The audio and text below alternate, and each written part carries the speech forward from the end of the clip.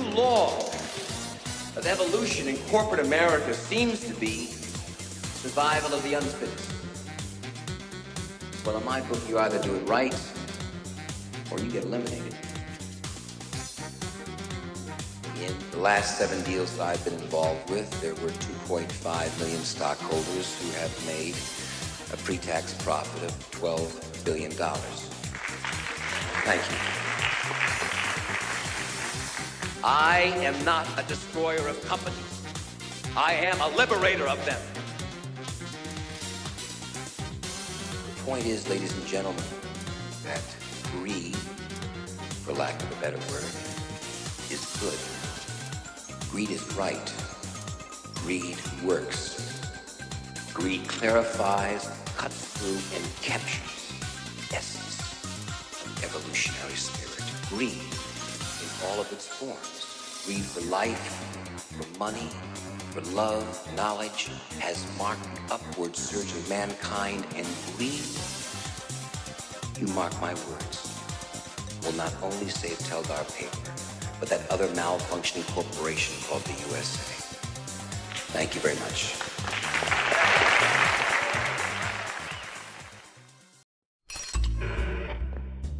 Hey guys, Wario here. Oh my goodness, guys, my stomach is rolling from eating that onion and rotten garlics. Oh my goodness. Okay, guys, this is episode 2. And right now, guys, I want to show you my living room, my hallway, I guess. Oh my goodness, my stomach. But look, guys, look. It's one of my greatest achievements, Wario Land 4 on the Game Boy Advance. And look, guys, look, the Virtual Boy. Ultimate classic system. Guys, you remember Wario Land? Incredible, incredible. Oh my goodness, my stomach, guys. My stomach, the bathroom is not far away. Oh my goodness, I feel the stuff coming down my buttocks. Oh my goodness. Oh my gosh. I got to get to the door. I just got to get to the door. Bye, guys. Bye. Don't forget to subscribe. And the next episode will be with me using the toilet. Oh, my goodness, guys. It's running down my buttocks. I need to get to the bathroom. It's coming. It's coming.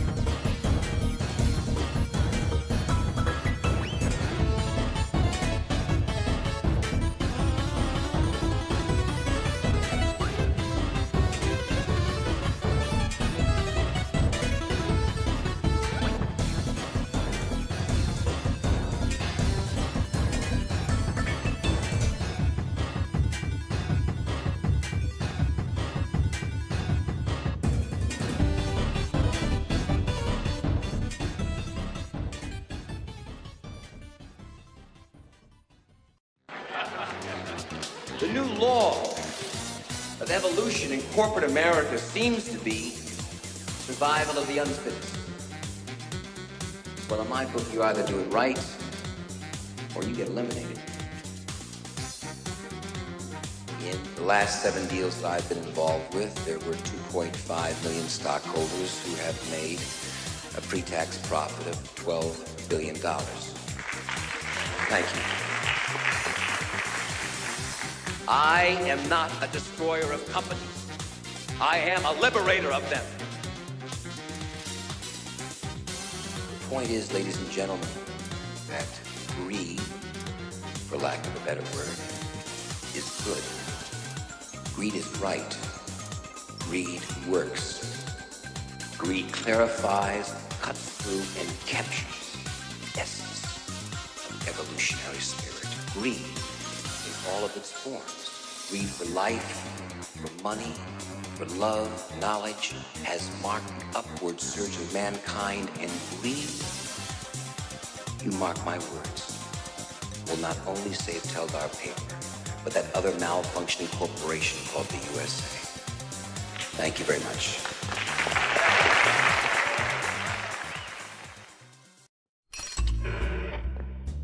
Hey guys. Hi everybody, hey! How's it going? Can you hear me? Can everybody hear me? We already got $2 from Bodacious. Wah. That's very good, No, Bodacious. Oh, you what? gotta say it with the voice. You gotta say wah Wah! or Wah! something. Is that Waluigi or is that Wario? Am I doing... That sounded more like Wario. I think Wario would go, wah! Oh god, they both sound the same. Oh no. Well, today is a very special day because Star in Speculation, she's a nice woman, a nice person, but she's never played, she's never seen Wario World, and today that's That's gonna why it's change. special. Yeah, I was like, is it someone's birthday? no, it isn't. Happy birthday, chat! If it's no one's Yeah, birthday. it ain't nobody's birthday. No, you want to know whose birthday it is? It's Wario's birthday. Close, and now we're gonna. Oh, let me see here. Let's get rid of that Luigi. Let's get rid of that Luigi. Here we go. Oh no, you can't. Oh wait a minute. Oh, here we go. Here we go. Wait a minute. Oh shit. Hold on there. Looking for game capture. Looking for game capture. Did it shit out? I don't know. I'll do that again. Hopefully the whole stream doesn't crash and kill itself. Yeah, Oh, that's that probably what we should have been doing before we started the stream. no. What are you pre-planning, pre-prepping the stream? I don't think so. No, not on the Goodly Draws broadcast here. You were like, oh yeah, let's start a VC like 30 minutes early. And granted, I was late, but you still didn't set anything up. Yeah, I was too busy watching South Park on the Discord server where they have free South Park episodes, so I didn't do that. Oh man, they got a server like that? That's fun. They do. That is kind of fun. Yeah. I'm me. still in the SpongeBob one, even though I don't think I've sat down and actually watched any of the videos. Okay. Yeah. The SpongeBob one, being in that one was weird because at one point, like some evil person took over it and just like started making announcements like everybody, we're gonna raid these Twitch streamers, and they were all, of course, they were all trans streamers because that person had a bone to pick, and you just because the thing is, like, I probably shouldn't have followed the people into those servers. I wasn't doing anything bad. I just wanted to see what was happening, and people kept posting like people killing themselves, like people fucking. That was horrible. And it happened in the fucking the SpongeBob stream of all things, the SpongeBob Discord. I didn't expect a heavy conversation like that so early into the stream. Wholesome stuff. Yeah, Wario.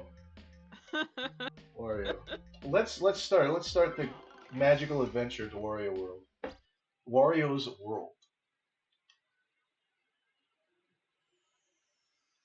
Now this is a black jewel. Long ago, there was an evil black jewel that fed on the wishes of people, turning their desires into power. This dark jewel, just like my grandmother. yeah, this dark jewel gave birth to many evil spirits, who then tormented the good creatures of the world. Then, just when it seemed like the evil spirits would overrun the land, the spritlings of the sacred forest ensnared the black jewel, and it hid deep away within their ancient ruins. But over time, these events were all forgotten. One day, a greedy treasure hunter stole the jewels from the room. I don't think I read any of this as a kid. I didn't really care. Oh, yeah, that's kind of bothered me about watching my brother play video games, is that he sucked at reading. So anytime like these scrolls of text went by that gave you the character's backstory, it's like, skip. Like, I did not know that Twisted Metal 2 had a fucking plot. Damn. Well, that's the thing. The Wario World doesn't really... You know, it's got a plot for exposition, but it doesn't really matter. The whole point... there's a lot of shit that goes unexplained.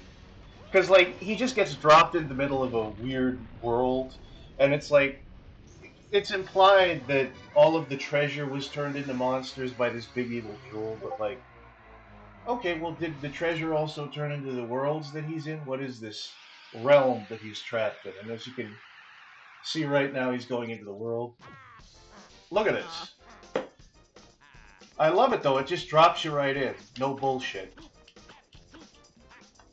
Sometimes I have a funny thought that Mario and I guess Wario too are Italian video game characters, but so is Voldo from Soul Calibur. They're both Italians. Yeah. All of them are Italian. Yeah, every video game character is Italian until proven otherwise. It's a very nice, funky overworld theme. Have you ever played Soul Calibur? I played it once. Voldo is the creepy clown guy that like walks around on his hands. Not quite a clown. I don't. He does have some weird clownish outfits, though. It's kind of hard to pin down his fashion style. Granted, he is blind, but like, I don't know. If anything, that just raises more questions of where he's getting this weird clown BDSM gear in like Renaissance Italy. Yeah. Time to go to the first world. Oh, by the way, for some reason, Wario never does this in any other game. He's just got this. He just ripped off Kirby. He can suck up coins with his big mouth. I think this is where one of the moves from Smash Brothers came from, where he just like bites down on you. Here we go. These are those types of moves that would make people wonder, is such character actually a human? Yeah, no, Wario is a very strange... I don't know if Wario is human. I think he's a statue made of wood that came to life. And now we get to see the Greenhorn Forest. This is called the Greenhorn Forest. And this is a bop, this theme here. Get ready to hear this. I can't hear it on this end, but like... yeah. Wait, let me test out the YouTube on my phone. Yeah. Get ready to hear this all throughout the game, for those of you that are uninitiated with this. This is the best song, like, to me, this theme here is Wario's theme. No other themes in the games really, like, capture Wario like this jazzy, funky tune here. Right, so is WarioWare canon to the Mario verse? I think so. I think it's implied to happen in the same universe, but they never really, what is it? Like, they never really cross over. That's what we deserve. What, a crossover? Yeah, that's sort of the thing, is I'm like, because Wario has a bunch of different friends in that series. He's got, like, Jimmy and fucking 9-Volt. And they never show up for Mario Party, they never show up for Mario Kart. My theory about that, because I'm a grown man who has a theory about these sorts of things, Wario, like, Wario doesn't really respect any of his friends. But the WarioWare people he does seem like kind of like an asshole to most of them and like steals their stuff. Yeah. Oh, this is the Spriteling. This is the Spriteling from the beginning. Wario High, I've been waiting for you. It's a lot like a scummy neighbor, or basically the Aqua Teen's relationship with Carl. It's just, they're bums. They're both awful bums, and they just love each other. Well, that's the thing. Like, I think, like the Diamond City people, the WarioWare characters, those are Wario's actual friends, which he really doesn't value because I don't think he values human life. But like the Mushroom Kingdom people, he thinks are like super lame. Like he has no respect for them whatsoever. So he's like, I would never be caught dead anywhere near these people. I don't want my actual friends anywhere near Toad or Yoshi or any of these fucking idiots. So what he does is he takes Wario with him to all like the events he's invited to, just as like a fuck you. Here's this homeless guy who hasn't showered in weeks. He's creepy. He's lanky. Enjoy it. Enjoy being around him. This is what happens when you want me to come over. And he's too passive aggressive to like actually tell them, because he kind of likes it. He kind of likes how like all of these wholesome characters have to put up with this one like creepy lanky dude. Well, my theory, that's probably like not quite story friendly, is that the Wario games are ridiculously Japanese in their, humor, Yeah. So, like, it probably does feel like a weird tone shift where it's like, all right, here's all, like, and then, Yeah. I think a lot of them have actual dialogue. Well, no, wait, no, I think they also just have the text and facial expression type things that Mario and Peach got going on. But, yeah, it's like, they got witches and, man-children who live with their parents. Oh, and, yeah. Disco dancers in the 21st century. Just, Yeah. I don't know. Wow. Okay, so all of those characters couldn't be in Mario games, but I could be in a Wario game. Theoretically. Oh, yeah, most definitely. Oh, yeah. It's gonna be great. Connect the Twitch stream. DM the friend. DM the online friend. Cry to the like online yes friend. Menu? I can't read very well on your screen share. No, I'm saying those are what all the prompts are gonna be for my mini games. It's like, upload the Twitch video. Upload the YouTube video. Procrastinate. Procrastinate. Good. You did great. Keep procrastinating. Burn the arts degree. Burn the arts. Who came in here? We have a friend that has joined. Oh, I bet we have. I wonder who he is. I have arrived uninvited. Hello. That's fair. I did that to you. You might as well do it to me. Hi, how's it going? We're playing WarioWare. Wario World, yeah. Oh, I'm sorry, yeah. Put me on screen, Glenn. No, I'm not doing that. He had to like switch out his hard drive or some technology shit I don't understand, so he probably doesn't have your skills on standby. Yeah. How dare you? Yeah. Got it. Now they're gonna be confused. The audience is gonna be confused, and now it's gonna be all fucked up. Yeah. Okay, chat. This is Joey Raccoon. He is one of Goodly Draws' collaborators. Yeah. I think he has ADHD. He's an influencer just true. like me. me. I don't think it's cool to diagnose people. I don't really know. I'm neurodivergent and retarded.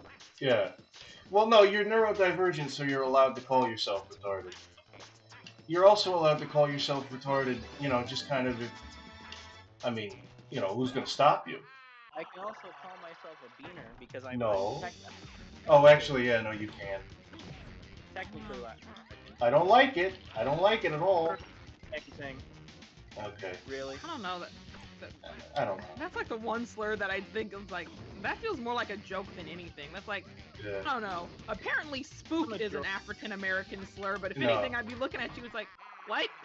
Yeah. That's a majority of Mexican slurs anyway. Well, that's kind of the thing about the word spook is that, like, nobody uses that word in that way anymore. They're talking about ghosts and goblins. They're talking about a happy Halloween. Or spies, because spook is also for, are you talking about spook? Because, like, that's, also, like, a word for spies and shit. Oh, really? Yeah. I've never heard it for I think that. it just my guess is it refers to any person you don't really want around, which, that probably makes it seem more hurtful. I always thought it meant, like, spies, like, because they're sneaking around the place for spook. Yeah. Really? Where I don't think African Americans could be spies in the very racist Jim Crow era America. No, but, they couldn't. Possible. Yeah. I mean, maybe. I was gonna say G. Yo, no. I can't say it. Yeah, no, you cannot. Alright. It's okay, somebody shatter racist. It's okay, somebody. Okay, I don't like that. Turn this into the slur stream. Yeah, well, no, because Joey came on immediately. I don't think he would. No, he wouldn't. I don't think he would. 100% say slurs. Jesus Christ. Alright. You fucking taco muncher. No. How many things need to be wrong with me for me to get the R card? I don't know. Have general just say it and then disability. You want to know how many things wrong you need to be with you? Just fucking say it and then deal with the consequences afterward. Say it well, and if you go into a dirty lake and snorkel in some fucking amoeba-infested water, you will have a brain-eating amoeba, and you'll become gradually more mentally impaired as time goes on. But I hear that's a terrible way to die. So, yeah, maybe don't do that. Just threaten people. Threaten people if they don't like it. It always either becomes about racism or ableism. Yeah, because you just can't stop talking about shit like that. Like, that's your two... Those are your two fucking personalities. It's why I gotta find a better personality, my guy. It's why I'm like, oh, you know what? Joey would like Wario World, but you know what? The cycle, I haven't done enough people to cycle through Joey yet. You know what? I'm not gonna do Joey, and then Joey invites himself. I don't need to go through the Joey cycle yet. I feel so bad because I'm like, you know, I want more streams where Goodly can show his family. No, I'm not showing my fucking family shit. Subscribe to the Fuckers cartoon. Oh, yeah. I'm gonna fire you from the Fluffers. I'm gonna fire you from your own cartoon. Damn, I only got 4. Bodacious, just threaten to kill people. Just threaten to kill people if they have an issue with you saying it. Yeah, exactly. Yeah. That works every time. Just threaten violence. Yeah. Threaten. Ever play the fan spin-off Waluigi's Taco Shack? Well, I have not heard of it. I don't know much about Waluigi's lore. What about you, Goodly? You're a Nintendo guy. I haven't, but I've seen other people play it. Is that the Mario 64 ROM? Yeah. Yeah, where you have to go through the levels and it's an interesting ROM. You go through the levels as Waluigi, you collect the ingredients, and then you have to like make the tacos. It's kind of like Papa's Pizzeria meets Mario 64, which, you know, it's kind of fun. You just gotta hit one off of the last one. You don't have to hit multiple. Okay, alright, yeah. Just knock the first 3, or like the first 3 to 5, and then the second one knock 2 down, and then on the last one just knock 1. Laughing Helm, I like this Wario music. Yeah, Wario has a kickin' soundtrack, this game. So, Joey knows more about fucking Wario than I do, but yeah, he does. Still picked me anyway. I did!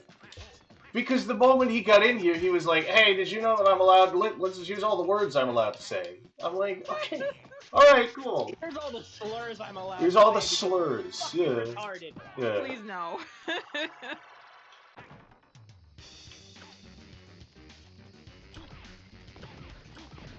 I love this game. It makes you feel like a man. You're just beating the shit. To be fair, I can't really contribute any real meaningful dialogue. It's like, Nintendo, I hate them. Well, no. Well, you know, I'm teaching you the game. I'm learning you about the game. I'm gonna learn you some Wario World. You know, I never expected Wario to go into the forest, because, I don't know, he seems like a guy who'd be in the city, being mean to animals and people who look at him funny. Oh, yeah. Well, he's a treasure hunter is the thing. Like, people kind of know the WarioWare version of Wario, but he got his roots as a guy who, you know, go into temples and kill everything for some gold. Well, I thought he'd be a shady plumber like Mario. I mean, Mario's not shady. I'm sure he charges fair prices. No, Mario is the nice, honest plumber. Wario is the shady plumber that has ties, probably to organized crime. And by ties, I mean... He's the lazy plumber who does shitty ductwork and then comes back a month later like, ah, man, what'd you do to my piping? He's like, dude, you put a bunch of metal spaghetti down here. What was I supposed to do? He's like the penguin of the Mario universe. No, so he just commits, like, what do you call that when you do a shitty job, but you still pay people? Not a ripoff? I don't know. Yeah, like, does he do it on purpose, or does he just do it because he's lazy? Like I'm he's not probably even. gonna guess lazy. He's not even scamming people. I would imagine he's the plumber equivalent of the car salesman from Matilda, like Matilda's dad. Oh yeah. Yeah. You put I the think a lot of us sawdust. all just subconsciously think Wario should be voiced by fucking Yeah. what's his name? Danny You know the DeVito. guy. Yeah. Yeah. $2 for Chris. Cock and ball torture from Wikipedia. The free insight. Well, that's not. I think I showed him that. Jesus. Do you ever like think about how a celebrity's like really old now, and you're like, oh man, when you die, I'm gonna be really sad. All the time. I'm sad when I see that the celebrities are old. I'm just like, oh man, they're aging. I'm aging. I The get world. sad when I look at Tim Curry. Yeah. Oh yeah. The world you live in. It's like that fucking Garfield and Friends meme, where it's like the title card and it says, "The world you grew up in no longer exists." That's how I feel. I don't think I've seen that meme, and that sounds really depressing. It's very depressing, yeah. You watch you grow up in a certain time period and you just watch it wither and die. Oh, that was Chris's donation. There's a delay on the donations, but I appreciate every single one of them regardless. Okay, we will politely read it out loud. Rooster and ball torture from Wikipedia, the free and that's the end. And that's the end, yeah. Oh, shit. The heck? You suck. I do suck at this. It's been a while. This is the thing, is streaming is kind of a weird thing because you have to both be good at the game and also be funny at the same time. And I feel like I fail at both of those things. Oh wait, no, you get one of my things. It's very strange. I think you're I don't know, like I kind of like imagine levels of funniness as like a sliding scale, you know. You could say a spectrum, if you will. Oh yeah. Basically, there's conversationally funny, like kind of like I say, Judge Mathis is like the right middle of the road. How funny you gotta be to be a YouTube entertainer? Who's Judge Mathis? Oh, he's one of those reality TV show judges on like non-cable television. Oh, he's not the criminal lawyer? No, like he mostly does like those civil suits, people suing about rent or, hey, I did like your hair and it was like a $200 job and you only paid me like half of it. What the fuck? Oh yeah. Oh, is he the guy? Oh, I think I like that guy. I think I know him. He's funny. Yeah. The and dude. Then, like, well, I kind of put Ellen DeGeneres and Judge Mathis on the same level of comedy, which is weird because she was a comedian as a career, but Mathis is very funny for a less non-comedian. funny than that, you might as well just stay at home making video essays, not trying to be like an entertainer or any shit like that. No. Well, sometimes making video essays is, that could be entertaining. To some people. You just have to not hold it back. No. I don't know, like, I don't think Scott the Woz would be funny to watch as a streamer. No, he wouldn't. I have no evidence of that, but it's like, sometimes I think some people gotta script their jokes. I gotta script my jokes, Yeah. I have just terrible fucking timing. Stumble over my fucking words. It's a whole mess.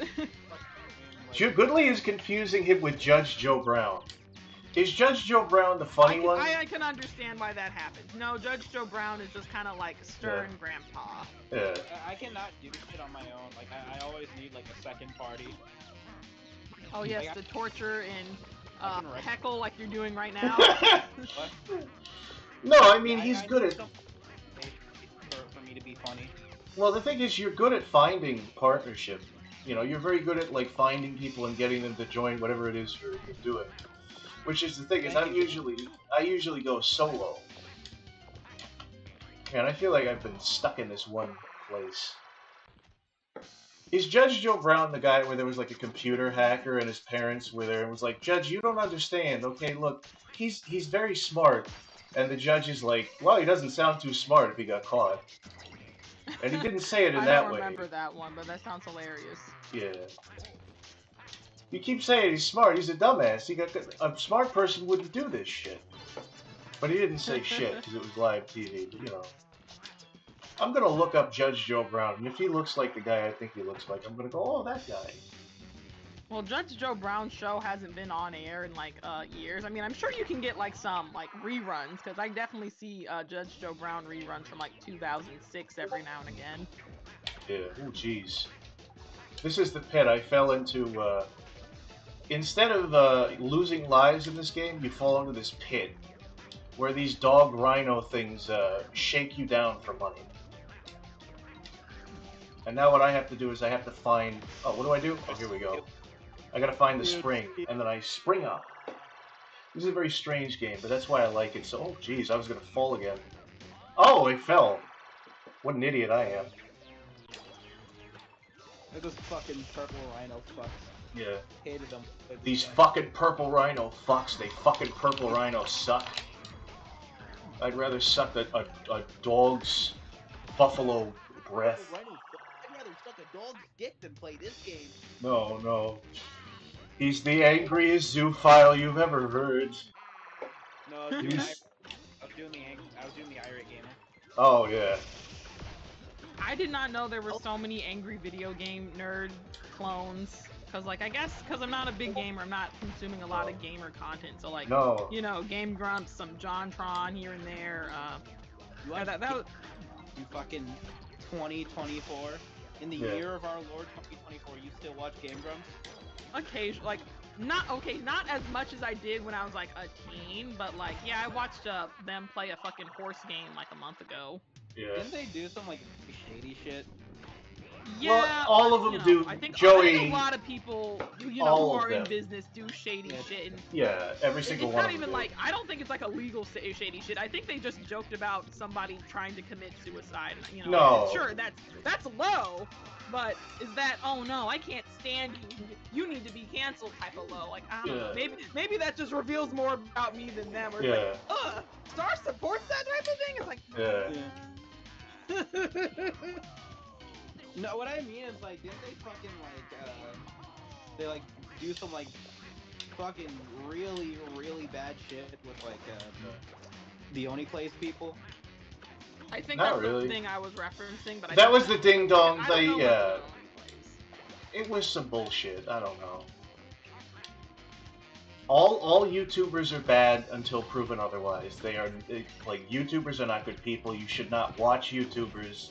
Because you think, well, I don't think this one's doing anything bad. They're all doing bad shit until proven otherwise. You're stepping really close to the edge there. No, what are you talking about? I'm just giving people... Like, I cannot fucking stand... Like, it's so annoying when, like, a fucking content creator, like, something bad will come out about them, and somebody will be like, can we please have content creators that don't do bad things, that aren't secretly racist, that aren't like doing things to kids? And the whole time I'm like, well, you know what? If you recognize a certain pattern, then no, we can't.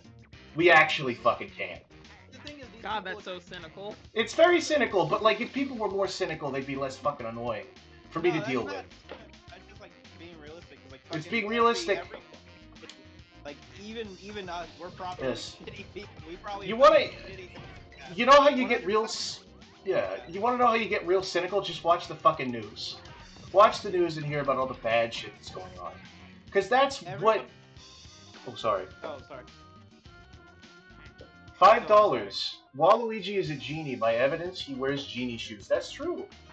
Wario's a genie, too. He wears the same brand. Look, but, like, the thing is with YouTubers that they expect their fucking heroes to be absolutely perfect, so it's like, that YouTuber said something racist like 6,000 years ago. Yeah. Fuck, yeah. It's like yeah, everyone was racist 6 years ago. Well, like part of me is worried that it's like I get like a small following and then like for one reason or another, it basically I reveal myself to be a little turf leaning, and then it's like, what?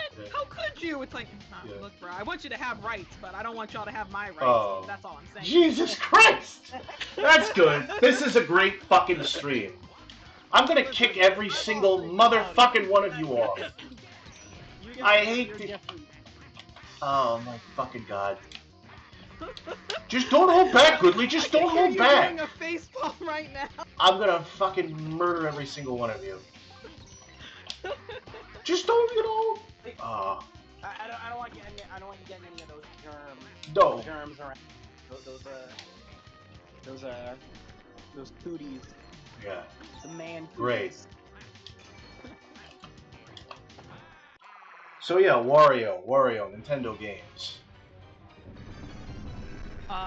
The first Nintendogs was the best Nintendo game, and all others can go home. Next. I didn't like that. I have a dog at home. I have an actual dog. Just get a real one. Oh, jeez. Get a real dog. Yeah. Get a real dog. Deal with the heartbreak. Yeah. May inevitably die. Oh, I got killed by this big, I don't even know what this thing is. He looks like a wrestler. He's got big boxing gloves. Well, I mean, I should say boxer. He's got big boxing gloves. I think it's kind of interesting / well, not weird, but like video game treasure hunters do not really dress like what you think a treasure hunter should dress like. No, they don't. Yeah, because who are the two big treasure hunters in video games? Okay, so we got Lara Croft, and that's almost alright, but I think she could probably use a little more leg covering so she doesn't get her like knees scratched up.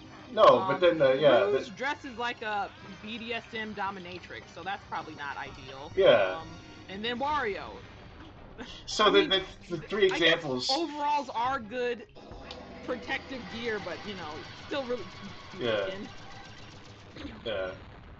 So two of the three look like they have an OnlyFans, and then there's just Wario, who's this big, fat, gross weirdo that farts. Well, that's just because they're both women. That doesn't sound fair. It's not fair. Well, I mean, it's who they were designed for, you know.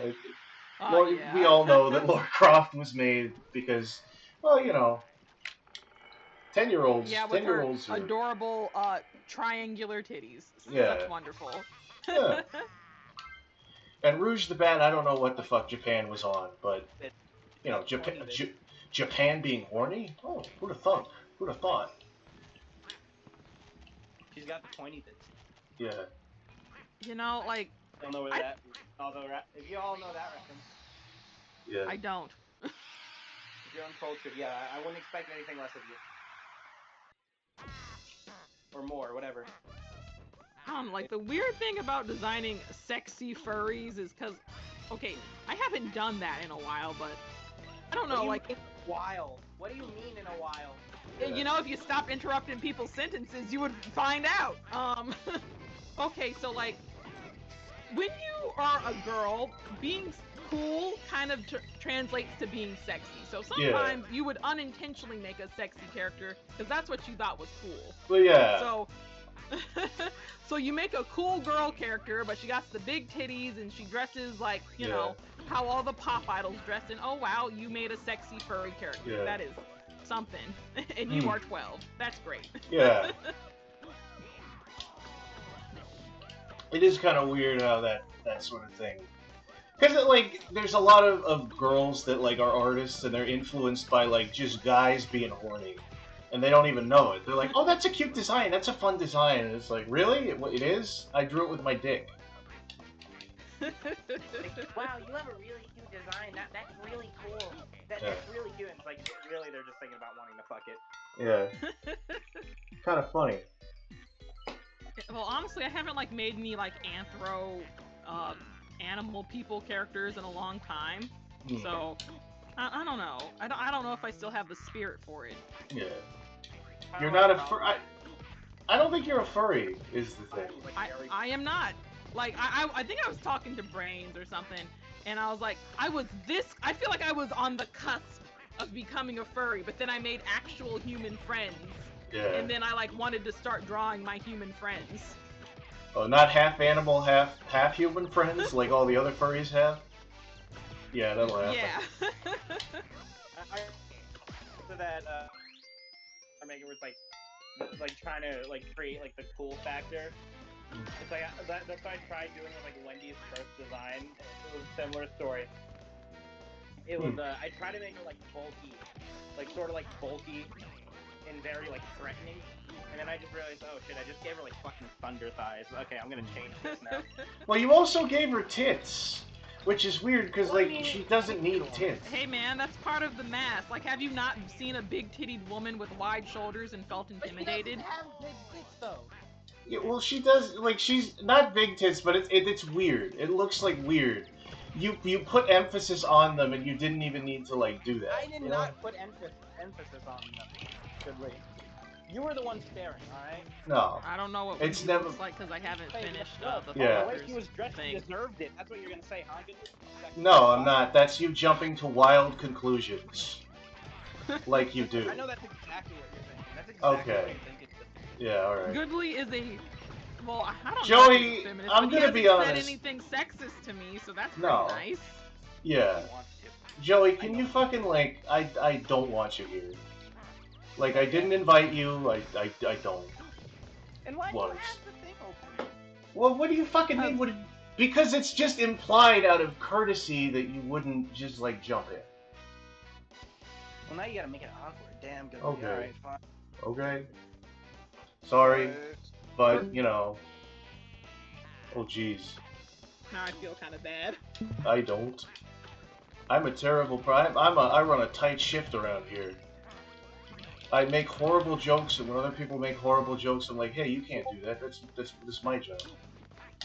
Honestly, I was never sure if it was tight shift or tight ship. I feel like I heard Me tight neither. ship first, though. Apparently, it's tight ship, but like tight ship kind of works.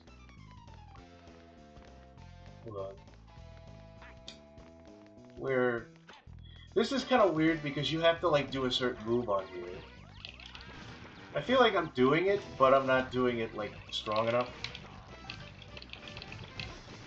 Like it's moving. It's supposed to like if I do it like this. Oh fuck me. This always tripped me up as a kid. Like you can kind of tell what I have to do. I have to do the spin move around here. Here we go. Let me So do you have any stories of embarrassingly sexy characters you made because you were young and weren't entirely sure with what you were doing? Oh, what are you talking? No, look, here's the thing, Star. Maybe teenage girls don't know what they're doing. Teenage boys know exactly what they're doing. Well, I guess I was thinking, do you have like any unintentionally sexy male characters? Oh, no. Because you didn't know what you were doing. No, that doesn't happen. That doesn't happen as much. The closest thing to that was like... I don't know, man. Like, I feel like I've seen a lot of little boys who got really into Dragon Ball Z and now they're drawing these really muscular men now. Yeah. Well, that's normal. That's just a normal thing. I don't know why we're doing this weird policing thing where it's like, children drawing sexy characters? What the fuck? Like, I don't think I've ever seen anyone police it, but like, it's definitely weird. something I was embarrassed to show other people. And I think too many kids are just comfortable sharing their weird art on the internet. It's like, hey, I really like seeing pictures of cartoon characters get tied up, so here's my gallery. It's like, oh my god, stop! Yeah, they don't realize. Well, that's the thing is, like, I grew up with that, so I don't really, like... You know, people are trying to draw lines in the sand with that, but again, I was like 15 years old on DeviantArt. So I'm like, that's just the world that I came from. And yeah, I could definitely understand being concerned about that. But like, the thing is, I never really drew, like, sexy people. I didn't even draw a lot of people. It's why I draw, like, cartoon characters and fucking, like... I just draw weird shit. I draw anthro onions and... Fuck, what even do I draw? I should know that. You don't draw. I don't. No, I don't. It's hard. You draw snowmen, eyes, a lot of snowmen. A lot of snowmen. A lot of cool snowmen. Maybe you never had that character journey I had, where it's like, ah, yes, I have friends now, and I want to draw them because they inspire me.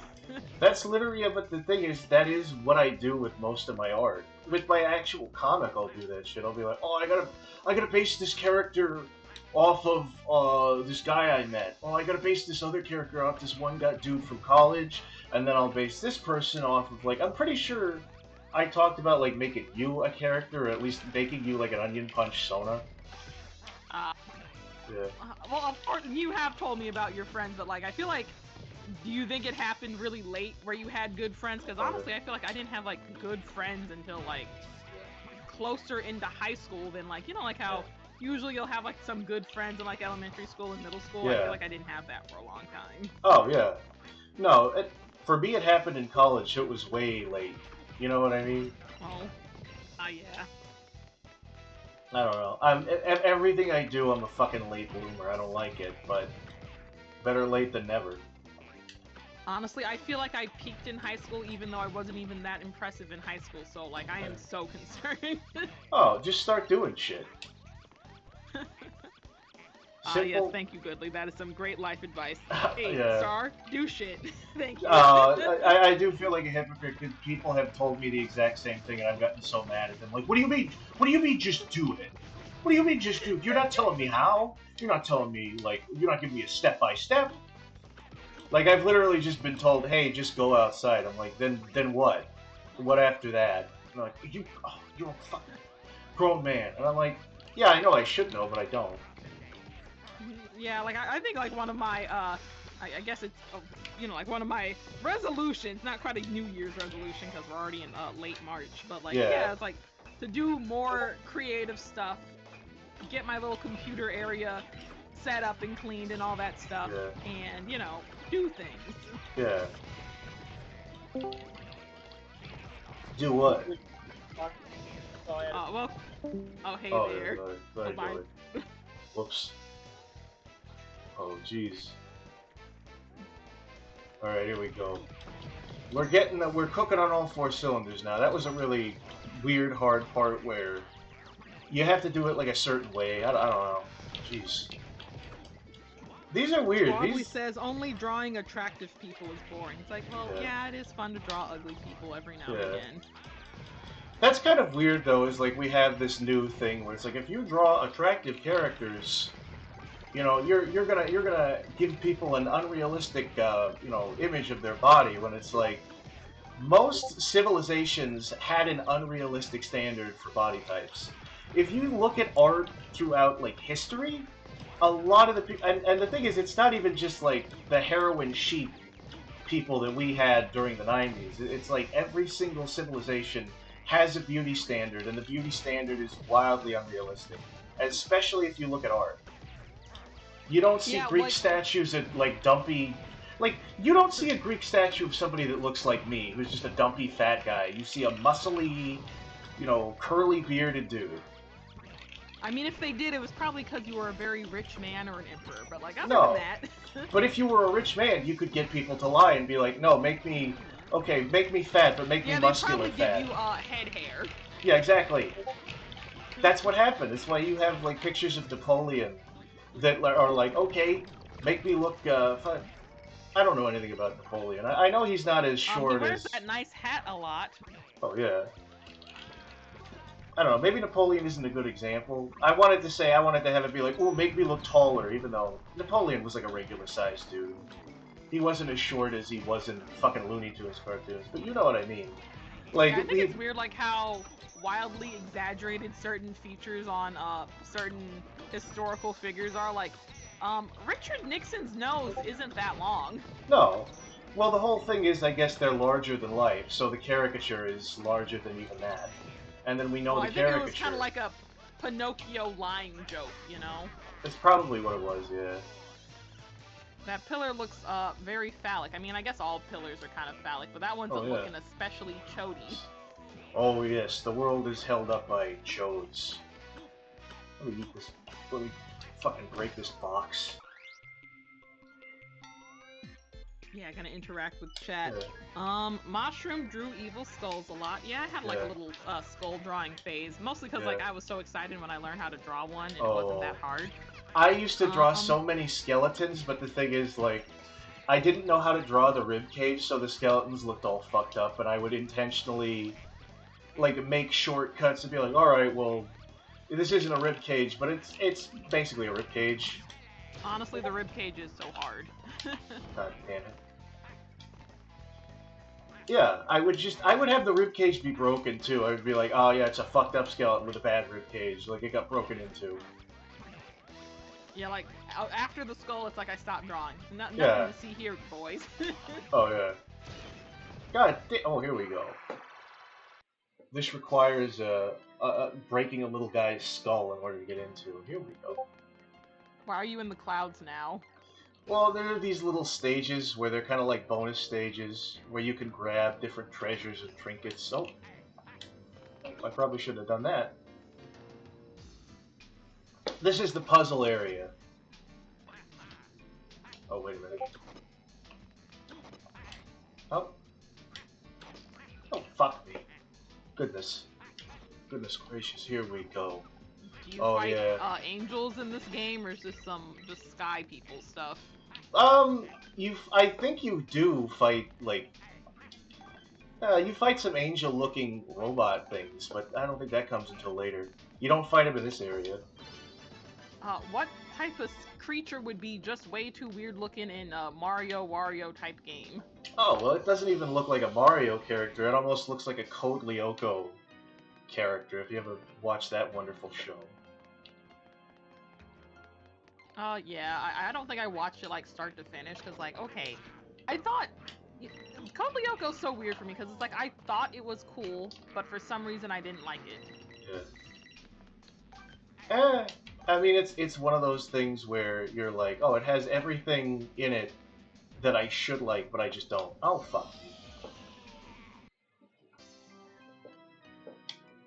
Let's go. Yeah, so gonna go in that chat conversation. It's like, I think, like, when you're an inexperienced artist, when you draw a character and it comes out ugly, a lot of times you feel like you did it wrong.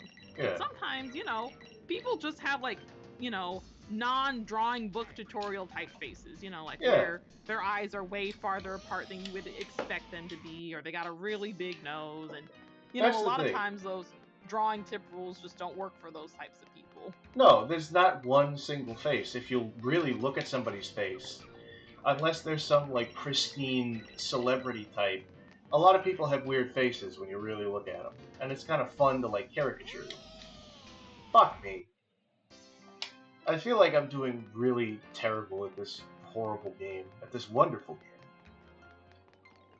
Man. I feel so bad that, you know, when Halle Bailey got cast to play the Little Mermaid, that people were roasting her eye distance so hard. Because, like, you know, as a normal person, sure, it's an unstandard look, but most people probably wouldn't call her ugly. It's, no. You know, I'd call her prom picture pretty, you know, where I wouldn't call you hideous by any means, but I wouldn't call you, like, Hollywood pretty, you know?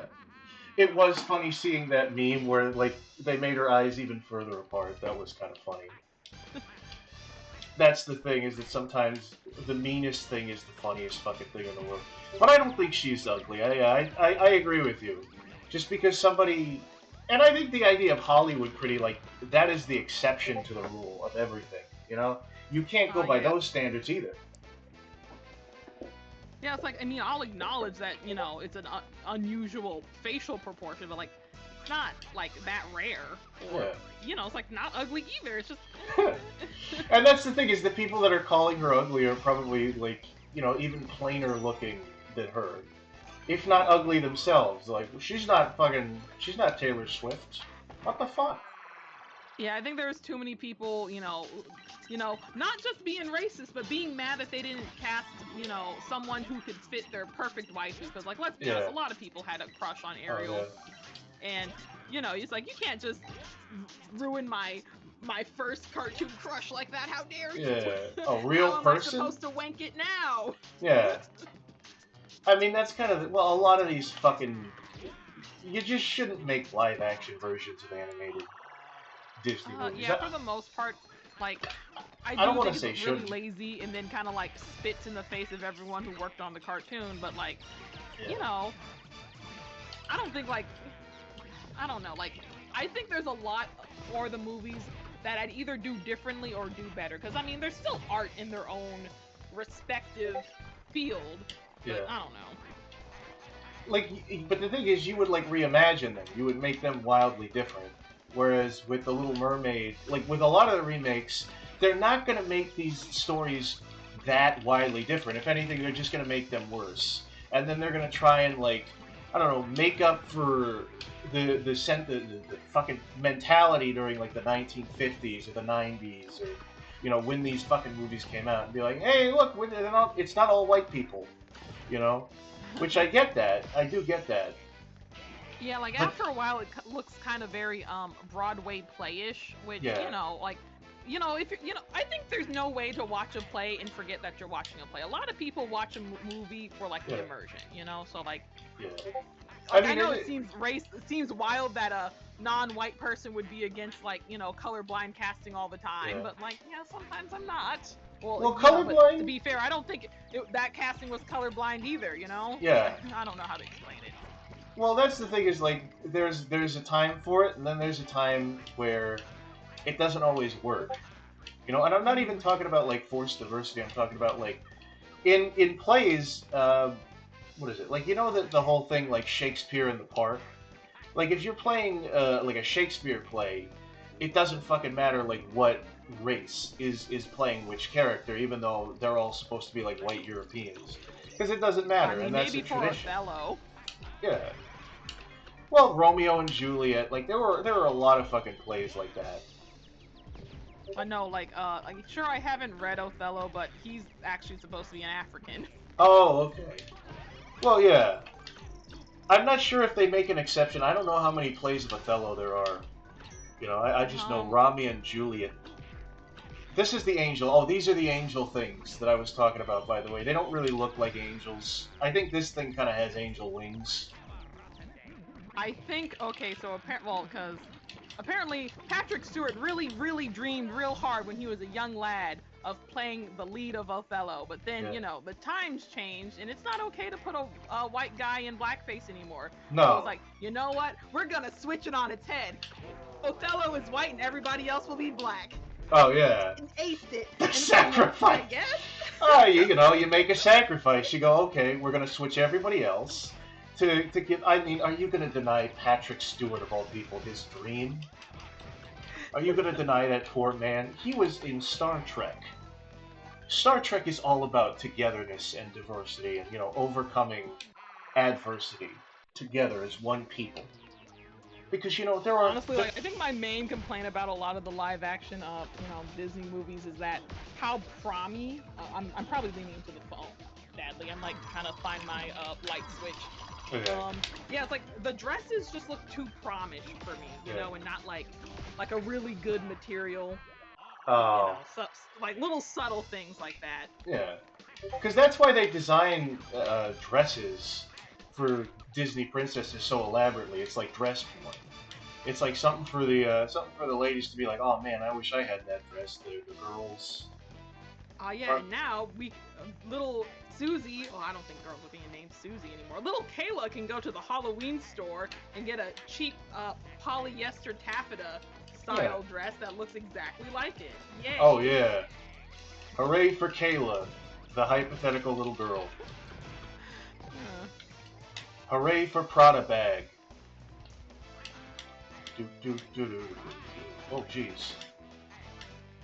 Hooray for Diamond and Precious and Pearl. All those wonderful girls. I think Pearl's also an old lady name by this year. You gotta name new ones. You gotta name new people. You know, keep the name alive. Yeah, I guess so. Yeah. I think it's so weird, like okay, because like some names are just as ancient as, you know, the names that are considered old people names. Like yeah, you could have a Jason and a Jebediah, and one definitely sounds older than the other. Yeah. Jebediah. Well, it's like I think they're equally old though.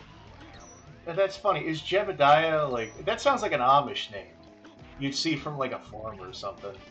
I think it's like derived from Hebrew. Like I think a lot of like the popular English and, you know, white people names are like originally Hebrew, and then they kind of got like translated to the languages and their pronunciation system. And, you know, that's why, you know, sometimes it's Joshua, sometimes it's Jesus. Apparently that's the same name in the ancient Hebrew, but, you know, there's probably going to be like an actual Jewish person who's like, actually, you know, I don't know. Yeah.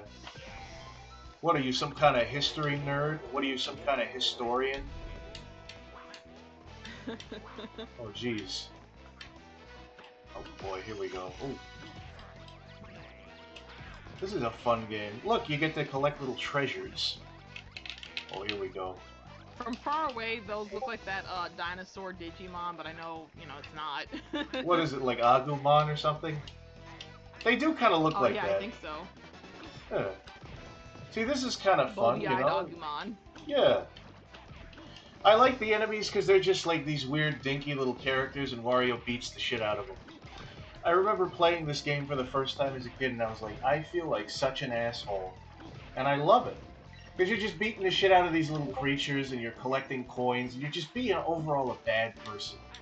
You know, but you're being a dick in like a very visceral kind of way, and you're insulting them.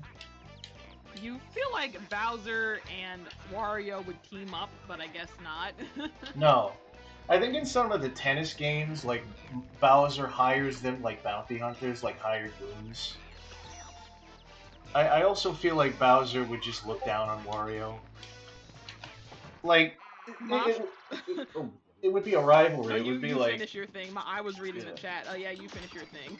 I think with Wario and Bowser, it would definitely be a rivalry. I think Wario would be afraid of Bowser, and Bowser would be like, "Well, I'm better than this fucking punk." You know? Wario afraid? Never. I mean, to be fair, I don't know his for real personality. No, well, he's a dick. He's a little asshole.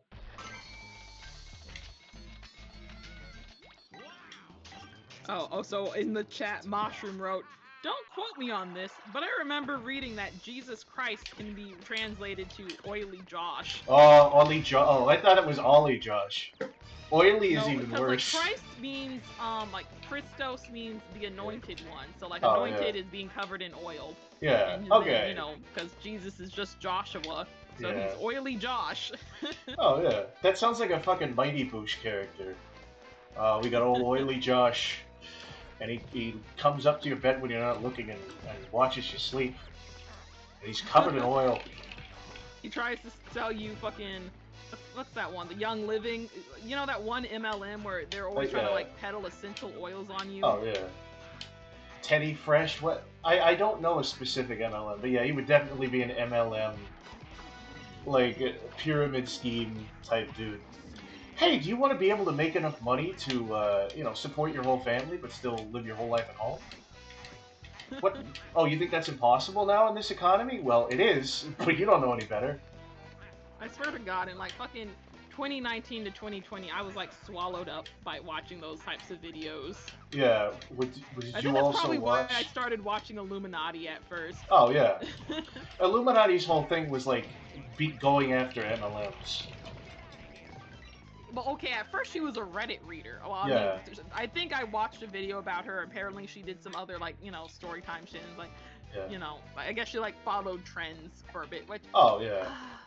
I What mean, a bastard! Like, What you know, a piece said that, of like, shit! that was a bad thing. It's like she was just throwing shit at the wall to see what sticks. It's like, Yeah. well, I mean, if you're running your own YouTube channel, you might as well do something that you actually kind of have fun with and experiment with it, rather than being like, okay, this is gonna be a movie theory channel and that only for the end of forever. Yeah. Let's go. I already had something that probably would have worked, and I experimented anyway.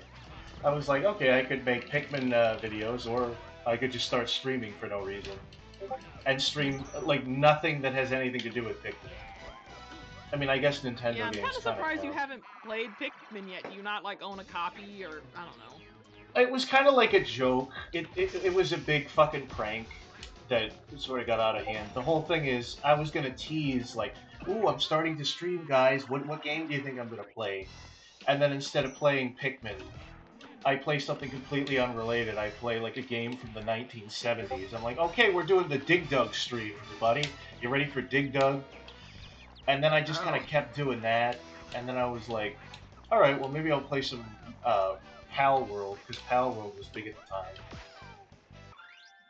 And then it just sort of became, the streams became like, I'm going to do whatever I fucking want. You got lost in the sauce. I got lost in the, yeah. I didn't even get any sauce to get lost in. I just fucking decided, I got distracted.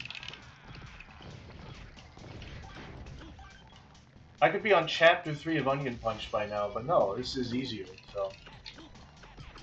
Oh. Yeah. Hey, one of these days, well, no, honestly, okay, like, even though I like artists, and I love to see them do well, I think drawing streams are so damn boring. Oh, yeah. Okay, like, to be fair, I think if you did a drawing stream with a buddy, either me or Joey, once you apologize to him, you could probably have a good time. Maybe. I know somebody else did suggest drawing streams once. It's a good idea, like, I get some people.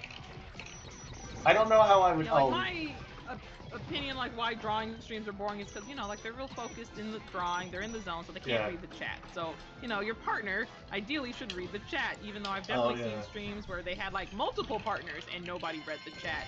No, because they're all focused on their drawing.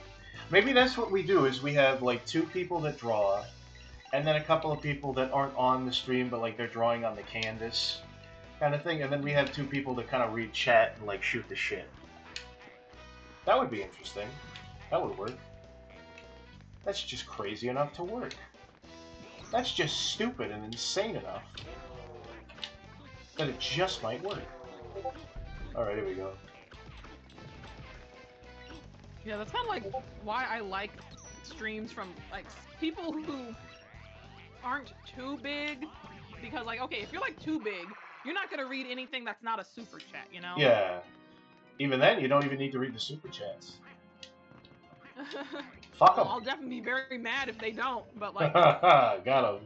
Yeah, it's like, it's so hard to get noticed in like regular non-paying chat when it's like, no, I don't want to spend $2 or $5 to say something. It's so unfair. It's so shitty that that's what the appeal of streams are, though, is it's like, I'll say something funny, and then the streamer will acknowledge it and go, oh, that's really funny, chat member number 365. That's really funny, that thing you said. And I'll be like, yeah, I contributed.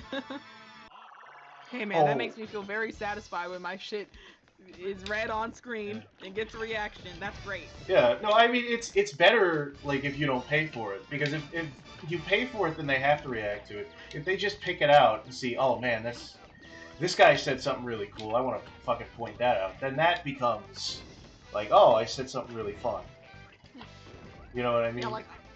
Yeah, I'm not like, okay, so I do think parasocial relationships should definitely be like, you should probably keep an eye on it and not become like obsessed with like an online personality. But like, I understand that it's a whole economy, it's a whole it's a whole thing. Like, you know, I would like to have little fans, not just for like money reasons, but you know, it's like, yeah, people who think I'm a valid, good person. That would be fun. Yeah, that's what you should call them. Is you should call them my little fans. Hey, my little fans, how's it going? Welcome to the Star stream. Welcome, my shooting stars. Welcome, my starlings. I don't remember what I was going to call them. It was either I was going to call them comets or dust.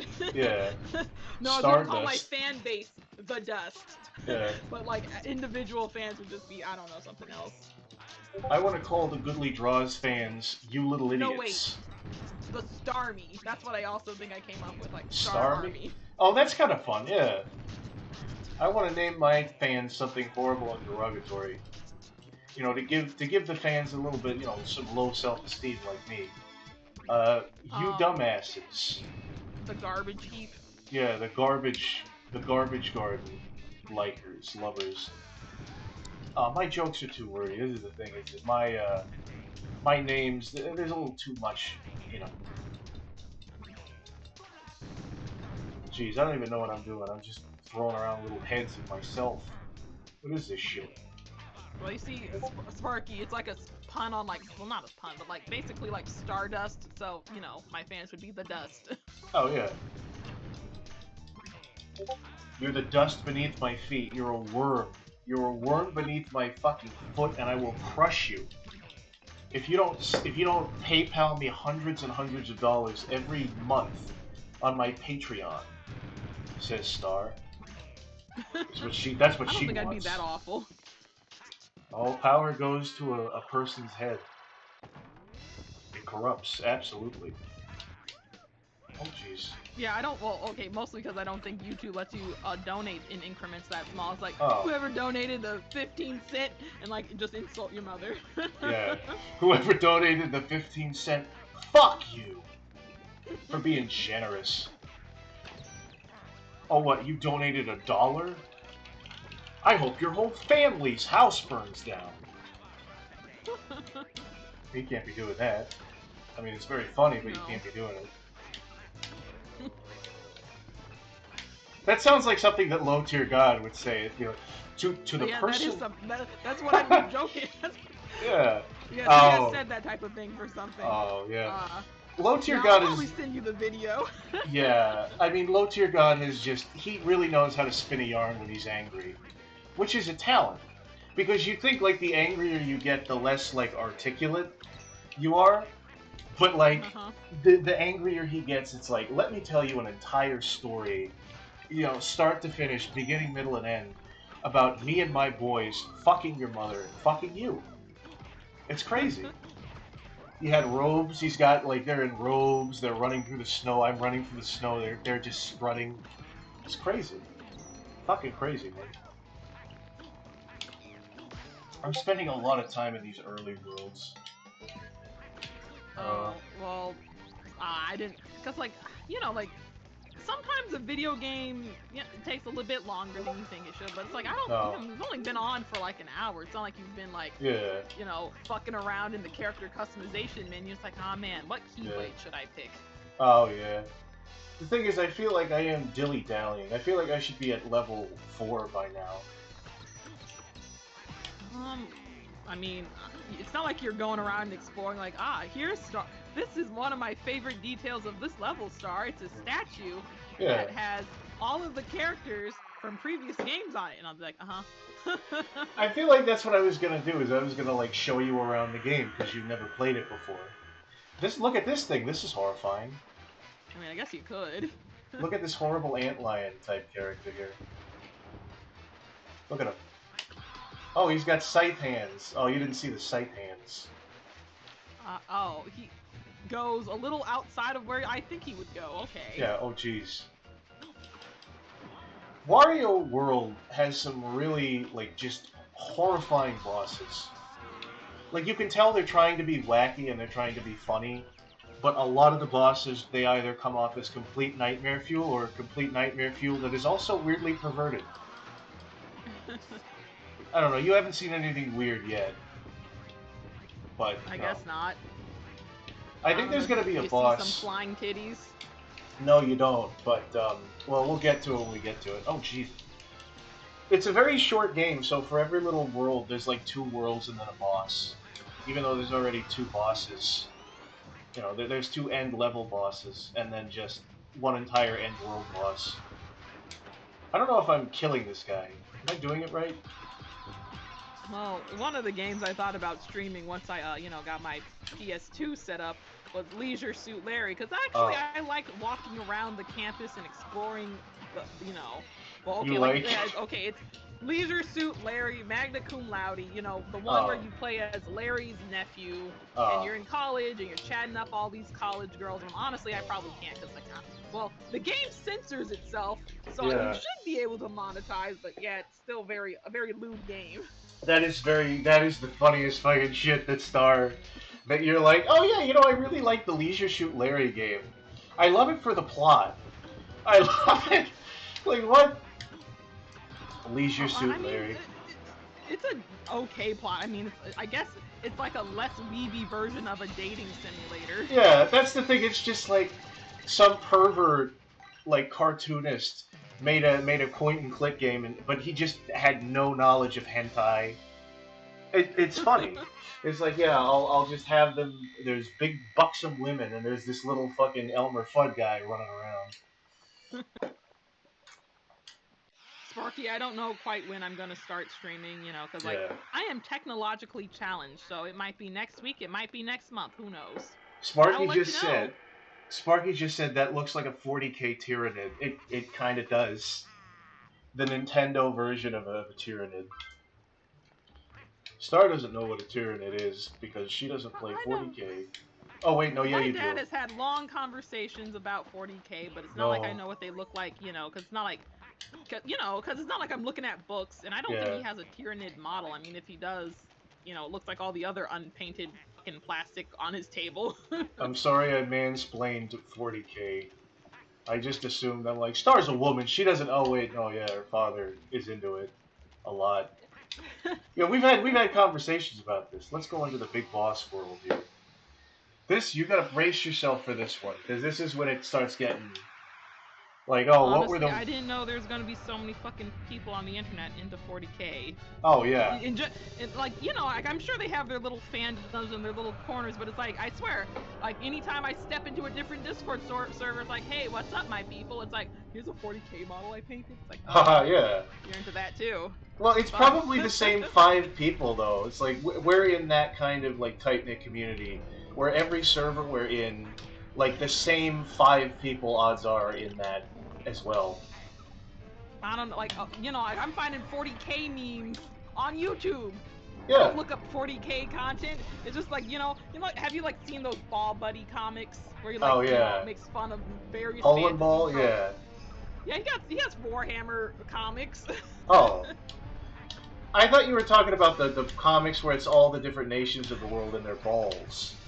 Their ball shape. No, Ball Buddy, it's, you know, spelled ball with the 2 A's like the god, and like, Yeah. you know, so he has all the comics with the horny elf women and, Yeah. you know, D&D tropes and stuff like that. Oh, I think I've heard of them. Yeah. Speaking of horny, Real funny stuff. I don't know if you're looking, you're seeing the shit on screen right now. This is one of the like weirdest bosses I think I've ever heard. Oh, he's wearing a Yeah. Speedo. I don't know if it. This is the thing is we don't know the gender of it. It could be like a guy cross-dressing, or maybe that's just what women look like in this species. Well, to be fair, I don't like seeing titties on lizards, so it's It's- probably better. No, yeah. It's like fucking Birdo. It's like Birdo. You gave him. Oh, fuck it. What is it? It's like an evolved version of Birdo. If Birdo was not even if Birdo was a Pokemon, if Birdo was a Digimon. This yeah, is Japan what. really did like their weird cross-dressing characters, because apparently in Animal Crossing, Gracie, the fashionista giraffe, she's supposed to be a dude. Yeah. I don't know why the fuck she's a dude. I don't know. Well, the thing is with Birdo specifically, like I don't want to say that this is a cross-dressing person, because like I think Birdo was pretty much claimed by the trans community at this point. They're like, yeah, no, Birdo is trans. Birdo's a trans woman, and Nintendo hasn't come out and like said anything against it. So it's just one of those things. I feel like it'd be a very damned if you did, damned if you don't type Yeah. situation. That's the thing is I just want to like I feel bad because I just want to be like, haha, look at the funny boss, but like it opens itself up to like, is this like a depiction of like a trans character or something? It's that kind of awkward ass fucking Or conversation. is it just an ugly lizard woman? Or is Who it? It's knows? just an ugly woman. It's funny because it's an ugly woman who's trying to be sexy and failing. That's acceptable. That's an acceptable joke. Oh look, she stubbed her toe and she's dead. Being accused of being trans when you're a cisgendered woman is like so soul crushing. Yeah. Yeah. What are you upset? And then it's like, oh, why are you upset? Why are you fucking upset? Are you saying it's bad to be that? You know, you could make it. The status quo is able to be weaponized in so many different ways. Jeez. But I don't know. I don't know, I'm man. just a fucking Like- streamer. Let's stop this conversation here, whatever it is, and let's just watch me beat the shit out of this poor woman, like it's Okay, GTA. well, alright, time to interact with chat. So Laughing Helm said, Star, you never in a million years would have seemed like a Leisure Suit Larry fan. No. Okay, and I probably would not have, but, you know, okay, so, you know, former Game Grumps fan, I guess I'm a casual fan now. So there are 2 games that I bought because I watched Game Grumps and I really enjoyed the playthrough. So that was Leisure Suit Larry Magna Cum Laude and The Dog Island. Wildly different games for different markets. What's the Dog Island? Basically, you know, like those little, like, you know, like the dog, like those photograph things where like the dog's head would be real zoomed in. Oh, they Yeah, made they a made game a whole for video that? game based around that, but for God some damn. reason it's a goddamn RPG, and you're That going is- around, you're sniffing stuff, you're learning the kung fu arts of being a master sniffer, and your little sister becomes sick, so you gotta Oh. go on an epic quest to learn all the scents so you can find this magical flower medicine so your sister does not die of laryngitis, mecula, whatever. That sounds more unhinged than any of the weird indie RPGs I've seen on the internet, like Space Funeral, Mega Man Sprite game, that one fucking Helix. That beats them out of the fucking water. Yeah, like you would expect it to be like a Nintendogs clone or something. Yeah. Like apparently there was a Japan exclusive game that was exactly that was on the PSP where all you did was like photograph your dog, and that sounds pretty expected. But then like when it's like time for the Wii and PlayStation version, it's like, oh yeah, we're gonna make a fucking epic JRPG. I mean, sure there won't be any weapons, but you get to fight bears and snakes and stuff. You're fighting bears and snakes, and then, at the end of every good RPG, you fight God with the power of friendship and seven, what is it? What do you call it? MacGuffins. The 7 MacGuffins. I swear to God, there was a final boss in that game, and that was the last game on the planet I would expect to have a final boss. Yeah. Well, what would you expect? That they don't do anything for the fucking final area? I was expecting a hard puzzle, and there was a hard puzzle. The last puzzle was really fucking hard. I had to go to GameFAQ to fucking find, where the fuck is the second gold amulet? And it's like, oh, well, you gotta go to that cave. It's like, oh, okay, cool. You gotta, but then like you find the gold amulet, and then like you get, like, spoilers, you go into a room and there's a goddamn dinosaur skeleton. The dinosaur skeleton comes alive. It's like, you smell like your father! And then it starts a fucking boss battle where you gotta like time these fucking, like, where you like stomp on a button to fucking defeat the damn thing. It's like, oh yeah, that's some other shit. Is that, apparently your dog character's dad is missing, and that's not explained anywhere through the game. And people are like, oh man, because like, I mean, when you pick your dog species of what you're gonna be, like your whole family looks the same. So if you pick a Rottweiler, your mom's a Rottweiler, your dad's a Rottweiler, your little brother's a Rottweiler. And your father before you, and then his everyone's father like, before oh wow, him. you look so much like your dad. Yeah. It's like, okay, cool. Yeah. That is so fucking strange. That, like, does that have anything to do with the story beforehand, or did he just say that at the very end? Okay, I don't know, because, I mean, I've played the game like twice now, but like, yeah, like basically because you are like the oldest sibling, it's kind of like you're like, you can play as a boy or a girl, but basically you're taking up the mantle.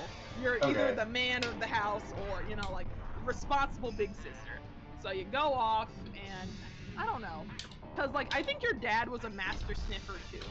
So like, you're following in your dad's footsteps. And sure, it's not mentioned all that much in the game, but like sometimes we'll talk to a character like, hey, you remind me of somebody. Yeah. But that was years ago. It couldn't have been you.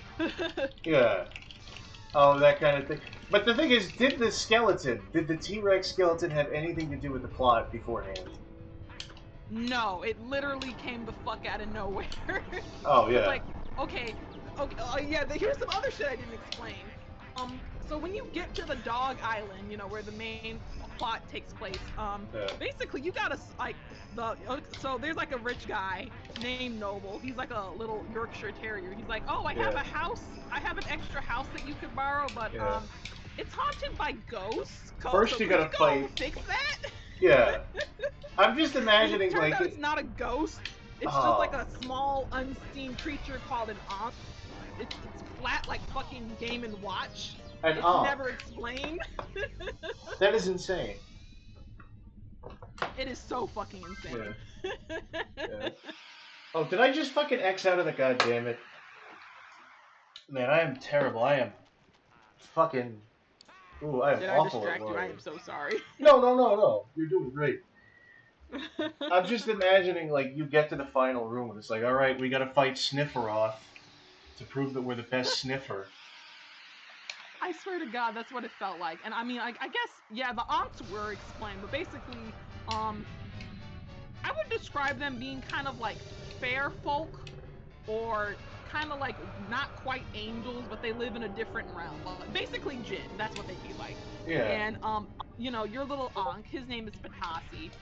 He's like, oh, I was doing too many pranks in the Ankh world, so the Ankh Queen kicked me out. So I gotta like raise this magic tree that gets bigger when you do good deeds. So could you go help me with that?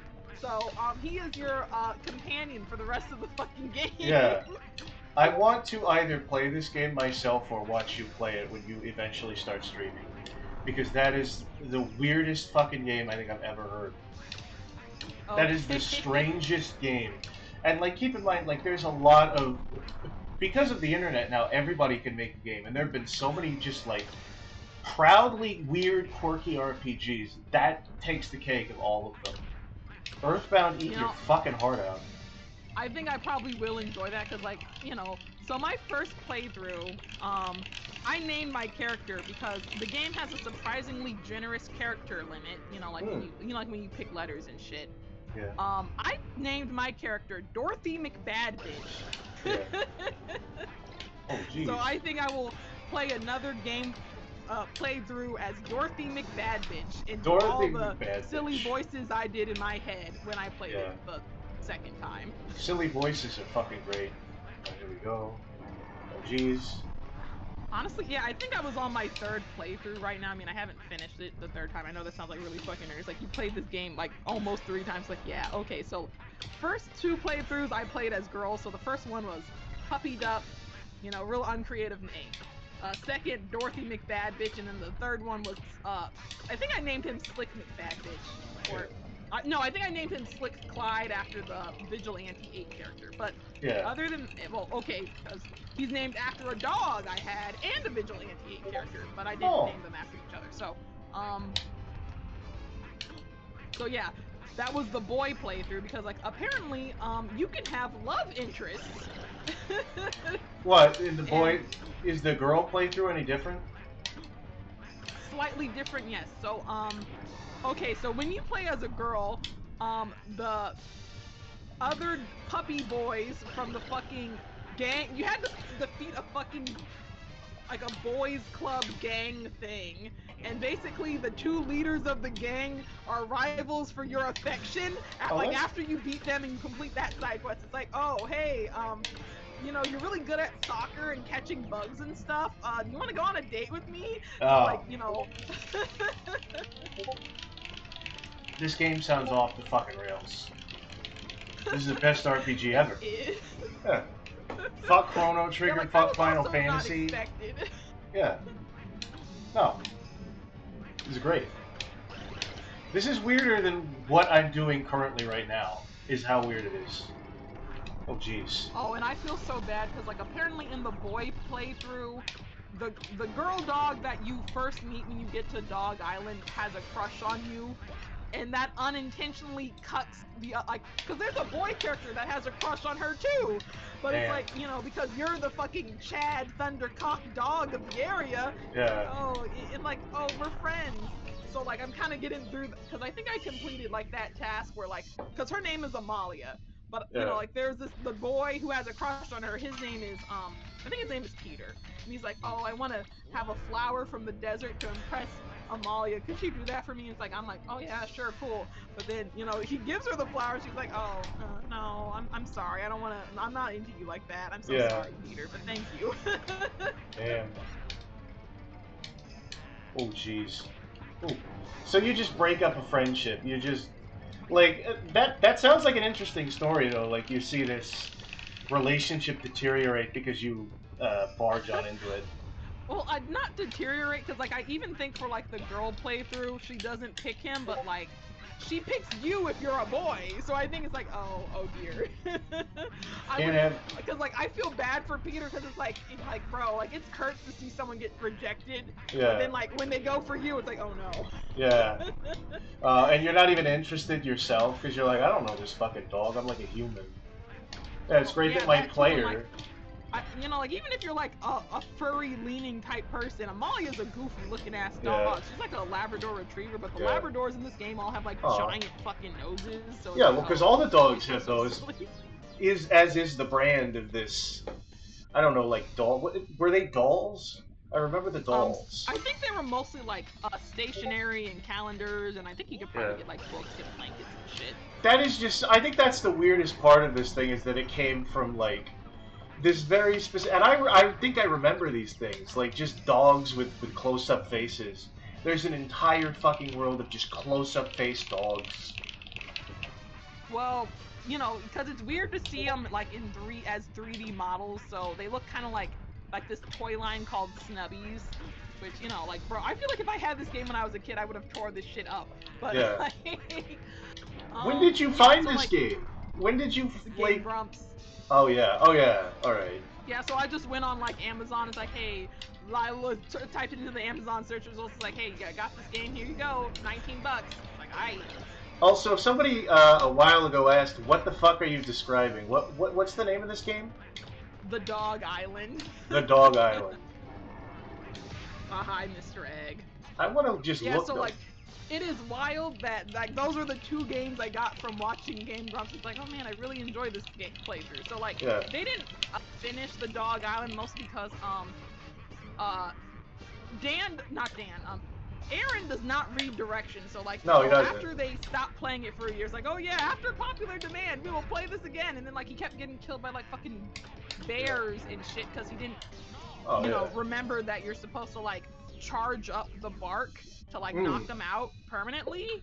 That is so fucking. Oh, like he's just getting angry and angry. Oh, I forgot to charge up the bark, dude. I forgot to charge up the bark, and he's saying that like unironically. He's saying it was that. so fucking frustrating. And then like, well, okay, so like they named their dog character Princess Tanks after Princess Tinkles, which I think is one of Dan's dogs who is no longer alive now.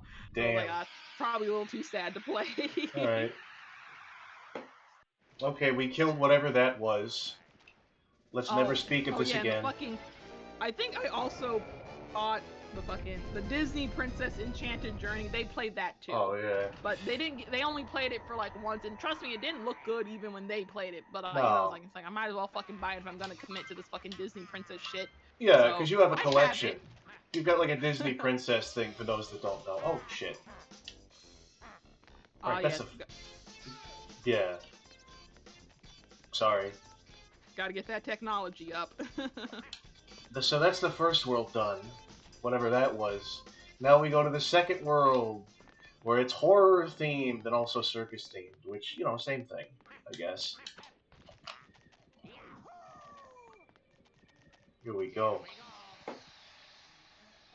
This game reskins the enemies, which I kind of thought you were going to fight dinosaurs the whole time, considering for the first two enemies, for the first two worlds you fight those dinosaur people. Now in this world you fight skeleton versions of the dinosaur people. Here, look at this. Oh, they're not even like the Yoshi skeletons. Sad. No, they do look like realistic a little bit. Like slightly more realistic than you'd think. But you know, it's the GameCube, they're showing off the technology, what they're able to do. Oh yeah, you also fight the skeleton hand. Oh jeez. Oh, this is... I like how he does the finger gun thing. That's kind of fun. I think you're supposed to... Oh, here we go. Yeah, that's what you do. Oh, shit. Oh, get out of here. Come on. Oh. Bullshit. This is bullshit. I hate this game. I don't like this game anymore now. Oh, God. I forget what everything does. There's like 5 buttons that do something, and I keep forgetting. Like, oh, what's the button that kills everything?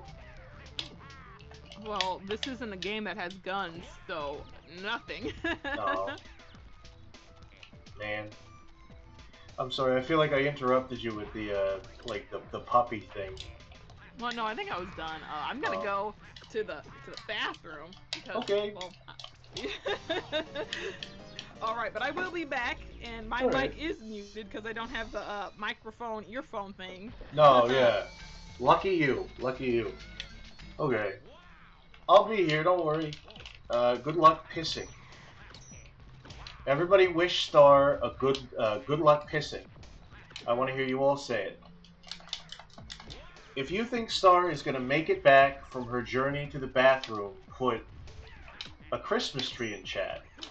If you think Star is going to die of a heart attack on her way back to the bathroom, and we're never going to see her again, put a heart emoji in chat. Oh, jeez. I gotta be honest with you guys, I thought I would be blasting through this game, blazing through it. It's so easy, but here I am dying to the easiest enemies. What's the most cruel shit you've encountered in a game? For me, it was that fucking puzzle in Super Paper Mario, where you have to jump on blocks in a long, meticulous, impossible to get through pattern. Oh, to guess pattern? What in the... I remember playing... That's the thing, is the Mario RPGs are my shit. What level was that? Do you remember?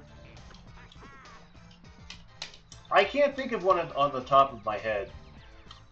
What's the most cruel shit? Honestly, I'm going to say there was a certain level in Hollow Knight. I don't know if you guys know Hollow Knight. Like, it's a really hard, like, Dark Souls-esque game, but it's also like a platformer. It's a 2D platformer, right? And there are a lot of, like, I guess, hard platforming bits in that game. But then there's this one game where you go into a certain person's dream, and it becomes like a Kaizo Super Meat Boy level. I don't know, it's like the castle in the sky, and you have to... Oh, you have to get your dream sword to be a certain level, and then you just go into it. It's not fun. I don't know if I'm describing it correctly, but yeah, I'd say that thing. Also, any quiz game that has you do hard math. I think in one of the Mario RPGs, like the original, like Legend of the Seven Stars, there was like a quiz game, and one of the quizzes was like I had to use a fucking calculator on that shit. It was the Caveman World. I don't remember the Caveman World being that hard. I'm gonna be honest. It was kind of... I like the Caveman World. It was kind of cool how you could, what is it? Like, it was cool how they had the brainwashed Floro Sapiens and they attacked you still. But if you attacked them, you did, like, you got negative XP. So they, like, punish you, because it's like, well, they're innocent. You know, you don't want to hurt those guys. It's called the Path of Pain. Well, I certainly did feel very painful. I felt a lot of pain that day. Oh, jeez. Oh, here we go. Here we go. Still waiting for Silk Song. We're all waiting for Silk Song, Sparky. I don't think it's gonna be coming anytime soon. You know, a lot of people are waiting for the, you know, the second coming of Christ, but, you know, don't hold your breath. I think Silk Song is going to come out. You know what? Silk Song is going to come out a few days after Nintendo finally releases a Mother 3 port to America. That's when Silk Song is coming out. Damn, according to Goodly, Star is going to go out like Elvis on the throne of sins. Yeah, you know, I don't mean to alarm you, chat, but that piss has taken an awful long time. I don't know, she could be a goner. She could be done for. Oh. I mean, I guess considering we're in a graveyard, that, you know, it's an appropriate setting. Oh, jeez. Another one of these big crystal gems. Look, it's Garnet. Oh, he killed me. Silk Song is more mythical than Elden Ring and Bayo 3 ever were. I mean, did people, like, was Elden Ring anticipated? Was Elden Ring, like, is that, like, part of the Dark Souls lore, or is that, like, a separate thing? Oh, jeez. What a scary game.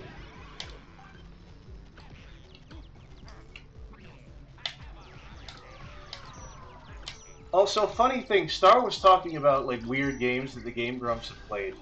I don't know the name of this game, but there was a game, like, back during the JonTron era, so, you know, ancient history, where they played a certain PlayStation game. You played as a little girl with, like, a big hand coming out of her head.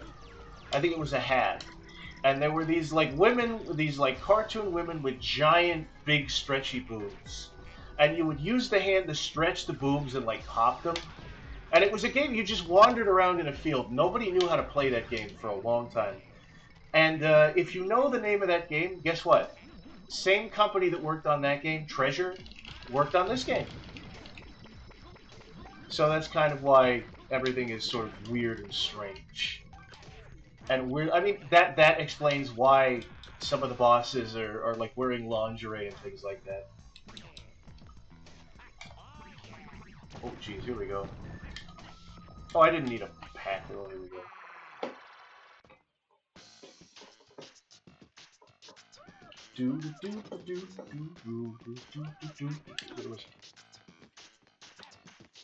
There was a meme of, it doesn't exist, it ain't ever coming back out, it's a myth. Huh. I'm waiting for people to say the name of that game, because just describing it is very strange. What the fuck? No, Helm, I don't think it was called What the Fuck. What am I even doing in here? Oh, god damn it. Here we go. Oh, I think I gotta press this one also. Oh, fuck me.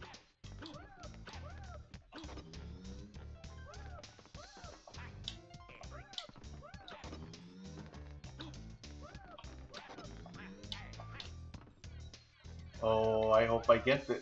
Oh, what is this? No, I gotta press it in the right order, I guess. Here we go. Oh, here we go. The fuck?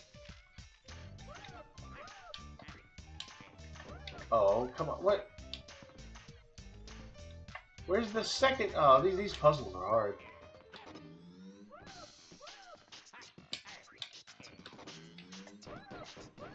Oh, okay.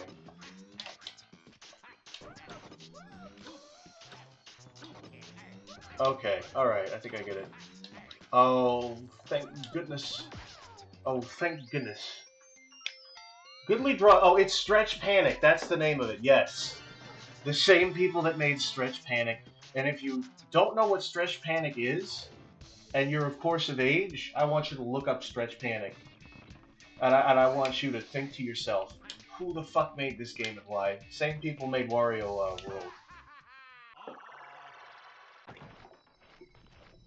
Not gonna lie, if I had a Nintendo game, I'd play this game. No, it's a PlayStation 2. That Stretch Panic is PlayStation 2. This game is GameCube though.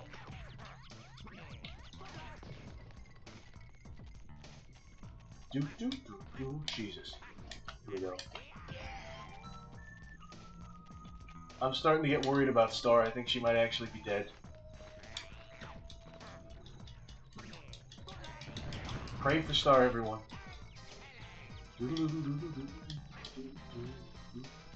Oh, look, it's another one of these spinny swing dig things. What's the most disappointed you've ever been with a game? Fire Emblem Fates taught me to never pre-order a game again. Epic Mickey 2. Epic Mickey 1 was a good game, but it had a lot of problems. Epic Mickey 2 was not a good game, and it had a whole lot more problems. That fucking Oswald partner that they give you, the computer. It's supposed to be a two-player game, but they're like, oh, you can play it single player. The fucking computer player, oh, it's real smart, the AI, and it isn't. Well, the CPU, I should say. The CPU is the dumbest fucking thing in there. Like you'll stand by a switch, and then Oswald will have to go by the switch too. He'll have to go right next to you, and he will never fucking come anywhere near you. He will just wander around for 30 minutes until he's like, oh, I'm supposed to step on the switch with you. No, I'd play the Wario game, Goodly, not the weird, yeah. You just get an emulator, you know? All you have to do is download the Dolphin ROM, and it's pretty easy. We on this stream support and actively advocate for piracy. Piracy of Nintendo's games. It's always ethical. Here we go. Oh, jeez. And check out Vim's Lair, right? You download the Dolphin emulator, you go to Vim's Lair, and there. Oh, look, all these wonderful GameCube games are on it. Here we go. Oh shit! Come on. Oh, here we go.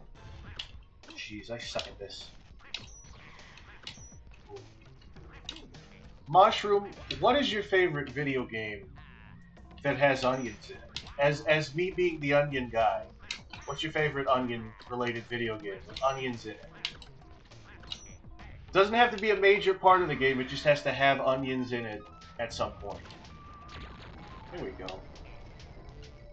Here we fucking go. We're banging on all 4 cylinders now. Alright, what is this? Let's get up here. Let's get all the way up. Star, you're back! I started a Deadpool. Yeah, so I as went to whether to or make not. some food. Oh. I did stuff, so everything's good. Oh, good, yeah. I had the chat You vote need as a to break whether. of any kind. Oh. I did a vote as to whether or not the chat thought you would come back safely or you would have a heart attack. And you came back. Oh, jeez. Just a fun thing, just a fun little thing, you know, to do. Oh, what's this here? Can I jump over here? Oh, God. Yeah, I'm reading the old chats now. God, I want to get that. Oh, look, it's a little shark. She escaped out the window goodly. Yeah. Oh, yeah. No. Baldur's Gate 3 has onions as a food item. Huh, that sounds fun. Yeah. Baldur's Gate 3 looks so good, but, like, I don't know. I don't know if my computer is strong enough to run it, and I can't afford a PS5 right now, so I'm just going to be sitting at home, sad that I cannot go on an epic adventure and have a relationship with a vampire man. That's the thing, is I only know Baldur's Gate 3 is the game that is, like, unapologetically horny to the point where it makes people uncomfortable. It's like, yeah, you can suck on the goblin's toes. I'm like, I don't really want to. I don't want to do that. I don't know. Look, I imagine that is how some people's degenerate D&D sessions go, so it's probably like A+ for realism. No, but that's how it's, like, that's the way I see it, actually. Oh, shit. That fucking pterodactyl just pile drive me into the ground. Jesus. No, but Baldur's Gate 3 just sounds like every uncomfortable D&D session story. Like Crit Crab, that one fucking dragon guy, you know, they all talk about, like, RPG horror stories, and they all start with either one of the players or the fucking dungeon master himself making the whole game about his fetish and not, you know, informing the players beforehand. And I'm sure there's probably a chaste, non-horny playthrough. Yeah. I don't know, I hear that it's very easy to romance Gale if you are just too nice, and this is a boy Gale, so maybe you might like that, maybe you might not, I don't know. Can't you fuck a bear in that game too? Like, there's a bear fucking or something? That is what I have heard. I have not seen the scene. Yeah, that's good. Great. So I like last these. night I made some box mac and cheese, and then I was like, oh yeah, I have that fucking ground beef I have to cook so it doesn't go bad. So I kind of just combined the two, so I accidentally made hamburger helper. Oh, you made beefaroni, yeah. I think beefaroni has like tomatoes in it though. Well, I mean, it's alright. Alright. I mean, it sounds good, I guess, you know. Yeah. Beef and cheese. Add some vegetables. Yeah, there's like carrots and corn and broccoli in here. I don't want vegetables. I don't like vegetables. They're grody, icky. Oh, shit. Like, okay, I kind of like the taste of hamburger helper, but it just tastes very fatty, so it is nice to be able to cut it with some vegetables. I've never had hamburger helper. I don't know. I'm very picky. I'm a very picky eater.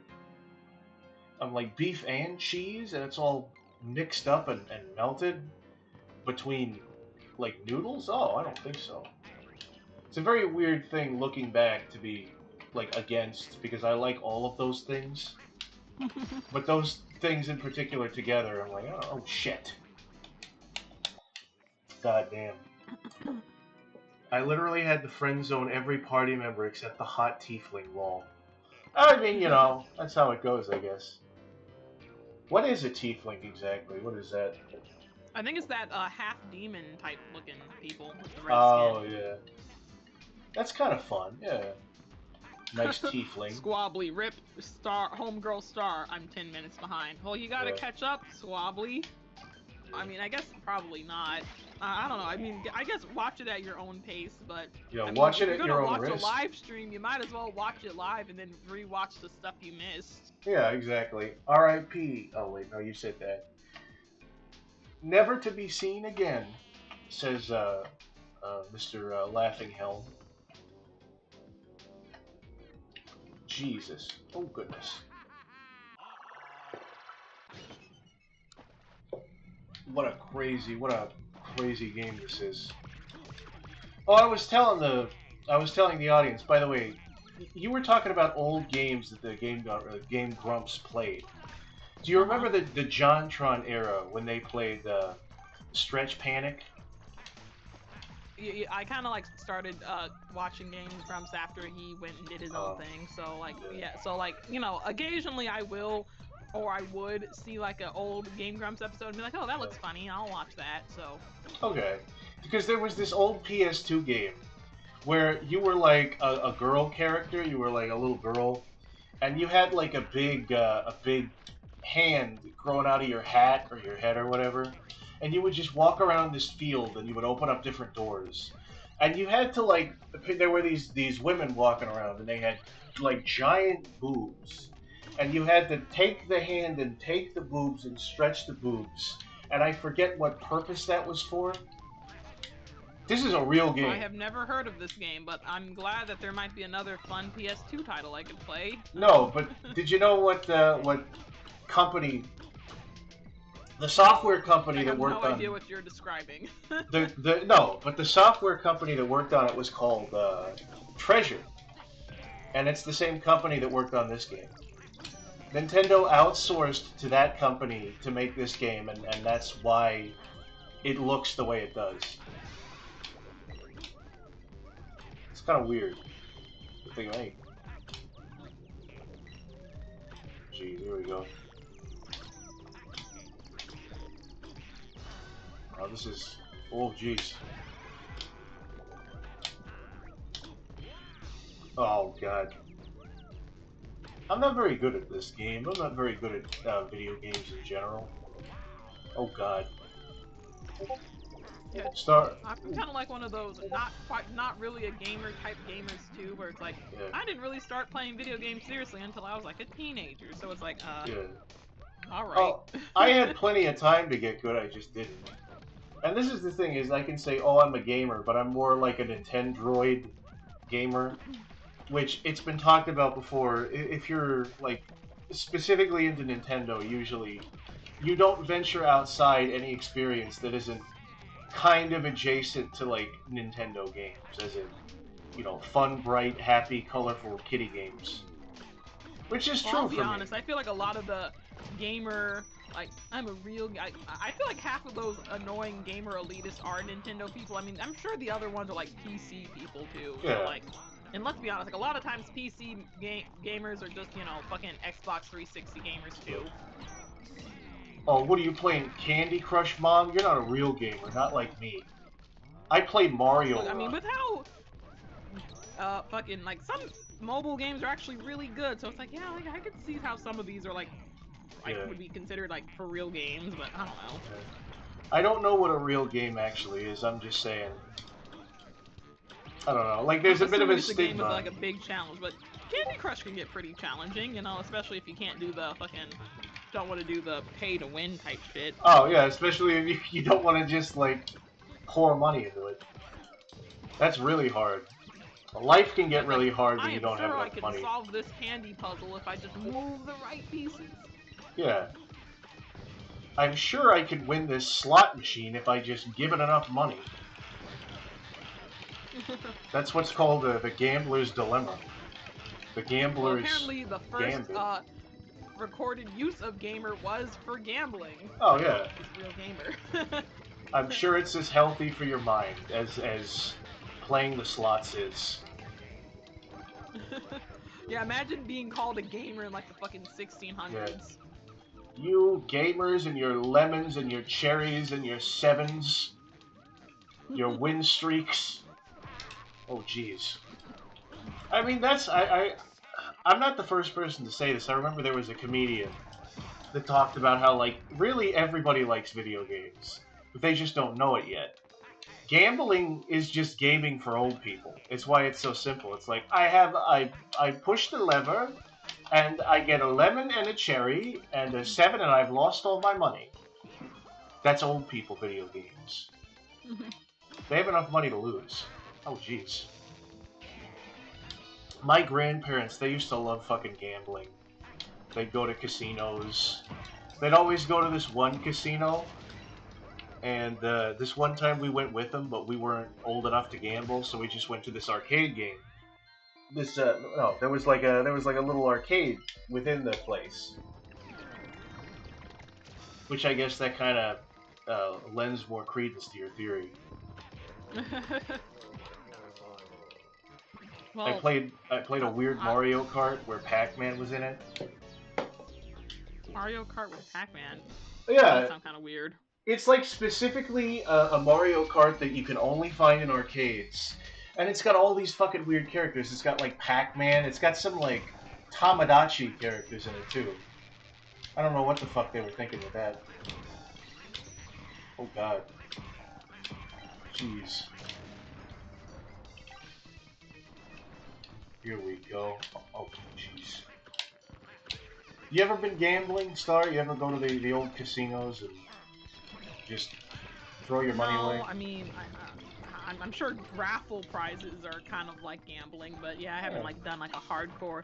Yeah, let's bet it all on black, and we're gonna play cards, and I'm gonna lose because I don't understand fucking card games. Yeah. I just imagine now, like, somebody is talking like they're a gambling addict. They're at AA. Well, not not AA. That's fucking. But you know, they're at a fucking, you know, like a. What do you call that thing? Wreck-It Ralph was in it. Like they're at a meeting. I think it's a support group. A support group, yeah. And they're just talking about, yeah, you know those little those things you could rip off of the top of the cereal boxes, and you could send them in and win prizes with them. Yeah. I was addicted to collecting box tops. It ruined my life. It took over my entire existence. And that's kind of a lot like how you over there lost your entire life savings to like a slot machine. Jeez. Well, I spent $5 on a raffle ticket to win a quilt, and I didn't win. I was like, damn, I wasted $5. Yeah. And you know, I played like lottery sometimes. Oh yeah. I feel like I everybody don't do plays. the fun gambling where it's like I'm at Atlantic City or Vegas or anything like that. Yeah. Taking a break from editing. Oh, he's talking to Mushroom. What's good, boss man? What is like some kind our of buddy Brains, our content Goodly's YouTube rival Black Brains has graced the chat. Arch rival. I'm gonna make. Apparently, the Very Late Podcast is an ironic name. I did not know that because, like, I'm gonna be honest, I never watched any of his videos when they first come out. But I opened up my subscriptions. It's like, dude, it's like 11. It's like 11 a.m. It's not very late at all. I mean, yeah, I think they explained that in one of the episodes, or they explained that in a VC with me. I can't tell which thing happened. Everything kind of bleeds together now. It's very concerning. There we go. We're playing Wario World. Look at all these wonderful skeletons here. Recently got done with a long story about playing as a fucking dog who has to save your sibling and sniff stuff, and then unexpected final bosses occur. Oh yeah, you were playing as the Pound Puppy in Dog RPG 2. The Legend of the Seven Okay, like the RPGs. weird thing is like there's no people in the world, or like it's kind of like My Little Pony shit where like the dogs are the people and then everything else is just an animal, which is really fucking weird. Yeah. Well, no, it's double weird because one of the bears at like the final levels talks to you. It's like, oh yeah, I'm gonna be a circus bear. It's like, how the fuck are you talking? Yeah. I don't, again, like I said, it sounds like one of the strangest RPGs ever, and it wasn't even trying to be. Like one of the weird, quirky RPGs. It's weird how that happens. Yeah, I think it like takes like 20 hours to beat the game though, so it's not like all the weird shit, like, you know, that'll be like a long stretch, you know? I guess. It's sort of, and it's like a sponsored thing. It's based on this existing property. Oh yes. It reminds me of that game a bunch of YouTubers. I don't see how anyone would be like, oh yes, I want to buy a dog calendar now. Yeah, it's based on fucking dog calendars with where the dogs are like close up to the camera, which I don't know how the fuck. Like, do all the dogs like are they in that position? Like, do they all have big heads? Okay, yeah, so they're like, they're 3D modeled to have like big heads and little bodies. Oh. Very cute, very chibi. Yeah. Yeah, like, okay, so apparently the studio that makes that game is well known for fucking WWE wrestling type games. Oh, and they just made an RPG. Everything about this game just seems odd. Oh shit. I'm not very good at this game. It reminds me of that like there's this fantasy game where it's like a Lord of the Rings style RPG, and then it just also happens to be about Skittles. You ever heard of that one? I think I have. I forgot the name though. Yeah, they break the But yeah, fourth that one wall. was fucking wild.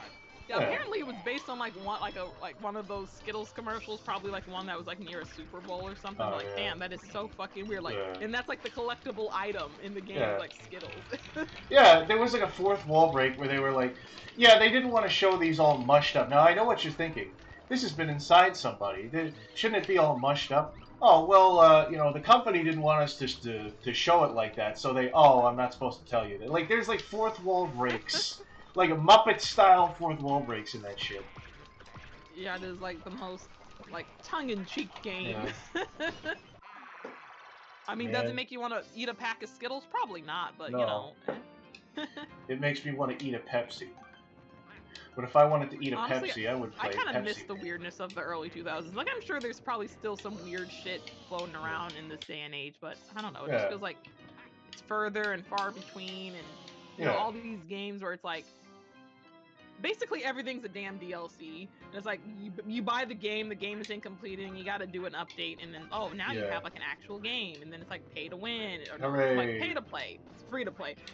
You know, aggressive microtransactions, or you won't have any fucking fun. That type of thing. See, Brains knows Stretch Panic, and the thing is, Brains, I only know Stretch Panic because of the Game Grumps. My favorite game you from pull somebody's titties in the game. Yeah, I don't. It's like you play as this girl who has a bunch of sisters, and the sisters have been corrupted by demons to be. I don't know. I guess it's a game. I don't know. I don't know. They also made shockingly good Ronald McDonald game. Yeah, that's the thing. I looked up Treasure. I looked up Silhouette Mirage. Looks like a very strange game, but it also looks exactly up my alley. So I might have to find a ROM of that and play it. I don't know if you've heard of that one, so you probably haven't. No. I'm just talking about shit that only half the people I'm talking to know about. It's a bit, a bit lost in translation. Well, I bought the fucking Neopets Dark Fairy game for the PS2. I haven't played it yet, but like I remember when I was a little kid and I saw that commercial come out, I was like, oh, I want to play Neopets. Yeah. Finally, I can play it on the console because I don't have reliable internet at home. Yeah. But we never saw it in store, so I never got it. Yeah. So now adult me can live child me's dreams. Silhouette Mirage is funny. Silhouette Mirage looks incomprehensible. Like it's that kind of Japanese funny where it's not even funny anymore. It's just like, what the fuck am I looking at? A lot of the bosses in this game kind of have that thing where it's like, man, this is supposed to be funny, but this is just disturbing. You'd like it for the fish girl. Yeah, I think I saw the fish girl. I definitely spoiled myself because I just like randomly saw Silhouette Mirage, all bosses, and the fish girl kid. Aren't there like two different bosses where it's like a girl's head on a fish? Very strange. Sounds like Undertale. Oh yeah. Well, that's probably where Undertale got all its stupid shit. Here we go. I'm really not that great at this. You should play Undertale and attract the most obnoxious fandom you can find. I think they've chilled out by now. That's the annoying thing is honestly, I love Undertale. They probably have. It's been like what, 8 years? They probably all went through puberty and they're all balanced out now and not horny teenagers. They're ashamed of themselves. Yeah.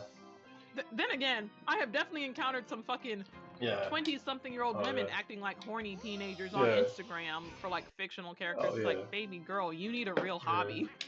Toby Fox is a plagiarist, says Slugboy. Well, you know what they say: a good artist borrows, a great artist steals.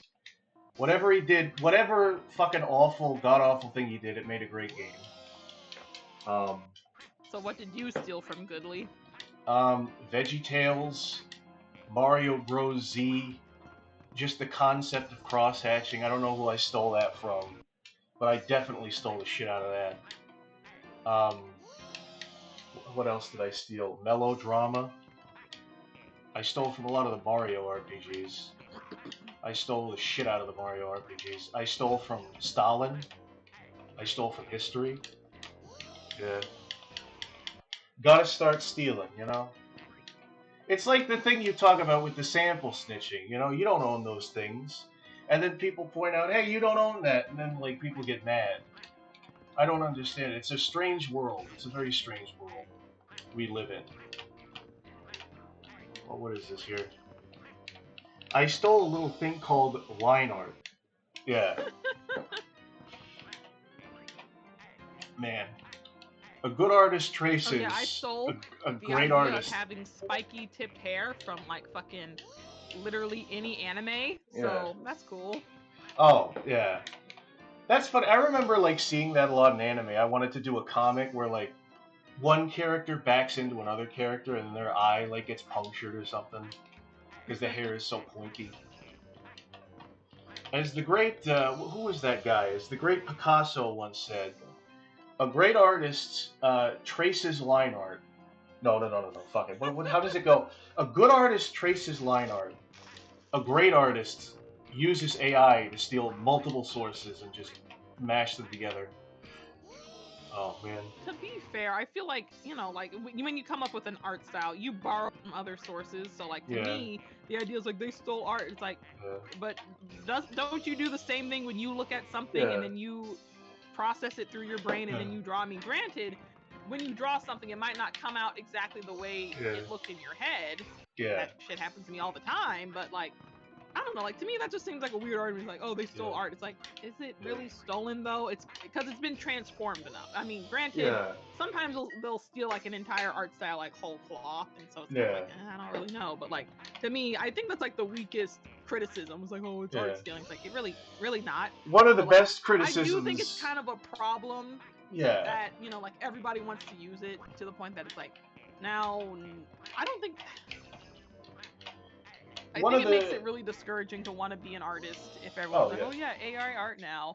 I don't want to pay anybody for any fucking thing. To be honest, it's always been discouraging to be an artist. Nobody fucking respects you, and there's a lot of good reasons for that. It's just worse now. But it is kind of strange because, like, on the one hand, like, artists are always being fucked over, and yet artists themselves, like, especially online artists, they'll come up with the stupidest fucking shit. Like, for rules, they'll be like, excuse me, this person stole my style. That, you made this thing look like that thing, that's style theft. And meanwhile, the both of them are, like, furry artists. I know I've talked Honestly, about I think this it'd be before. pretty lit to be a court painter, you know, gotta paint a few family portraits here and there, but then otherwise you can just, you know, live your fucking life. I gotta draw real shit? I can't just draw, like, cartoon vegetables and call it a day? I would never survive that world. I would never survive it. I mean, like, honestly, I'm not sure if they got to live in the castle or not, but, like, yeah, that'd be pretty lit. I mean, I think it'd be annoying to have, like, back-to-back portraits. It's like, oh, my wife just had, like, 2 kids. Could you, paint them? Yeah. It's like, no. I hate drawing babies. I ain't drawing your ugly-ass kids. You get another fucking photographer. Or painter, whatever. Oh, yeah, and I think there was, like, one court painter. I don't remember which one, though. Where it was like, I'm charging extra for hands, so if you got your hands exposed, I'm charging you extra. Yeah. I'm like, based. Yeah, oh jeez, here we go. Oh. You walked so I could run. This is just a very frustrating fucking puzzle. This isn't even a puzzle, this is just like a be careful platforming kind of puzzle. There we go. Squabbly goes, effort? Sorry, I'm out. I don't even know what he's referring to, but yeah, same. I'm sure it's about being a court painter or something like that. Yeah, I'd rather be a court jester and make jokes for the king. Like, do people like, well, okay, now that like photography kind of took over the job of a court painter, do they just have like a court photographer now, or do they just let bozos on the street cover that one? They have some bullshit laws where, like, in certain courtrooms, you're not allowed to have cameras, so you need people painting everything. Oh, which is like royal court. Oh, Royal Court. Yeah, Oh, like basically you would paint for the king and queen and their oh. shit. I'm pretty sure they still, like, even if there are photographers, like, you know, royals are very fancy schmancy, so they would absolutely want, like, a traditional oil painting of themselves. I'm sure that's how you would get your fucking big money. Oh, jeez. Only, unlike in those Spark. times, you couldn't just exaggerate your features and pay off the painter to make you look better than yourself, because there are other pictures of you that exist. Sparky says your character is now wearing boxing gloves in the picture. And it's like I don't see that, but No. good for you. He's lying. He's a liar. He's a filthy, dirty liar. Oh, Jesus. You ever just play a platformer and then not know how to play platforms? Honestly, I think that's probably what discouraged me from video games, is that most Yeah. video games are goddamn platformers. Yeah.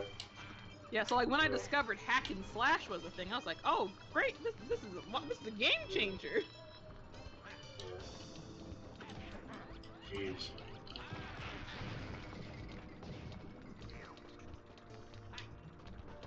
Jeez. I feel like I keep getting stuck on these like particular little segments, and then I spend 30 minutes here. Yeah.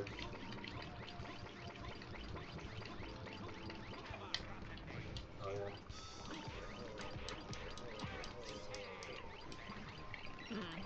So what game systems did you have growing up? Oh, I had a GameCube. I had an N64, and I had a PlayStation 1 and 2. I loved playing Pac-Man World. That was kind of fun. Before I even knew what video games were, I would play Spyro, but like I didn't know I was playing Spyro. I just thought I was in a field as a dragon. I was like, where am I supposed to go?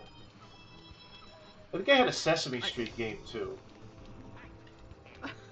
I think I saw a playthrough of that game. Well, not like a whole playthrough. Basically, it was someone's like worst games for the like whatever console. It's like this is a game someone would make when it's like, oh yeah, video games can be educational. Yeah. You know what was a game that I really didn't like, because also back then, you know, I didn't know how to read, or if I didn't know how to read, I thought, oh, this isn't like a leisure thing yet. I had this game for the N64 called Quest 64, which is like one of the 5 RPGs made for the N64. And I was wandering through a fucking village. I was talking to people, I didn't know what the fuck they were saying. And I was like buying milk or something. It was not fun.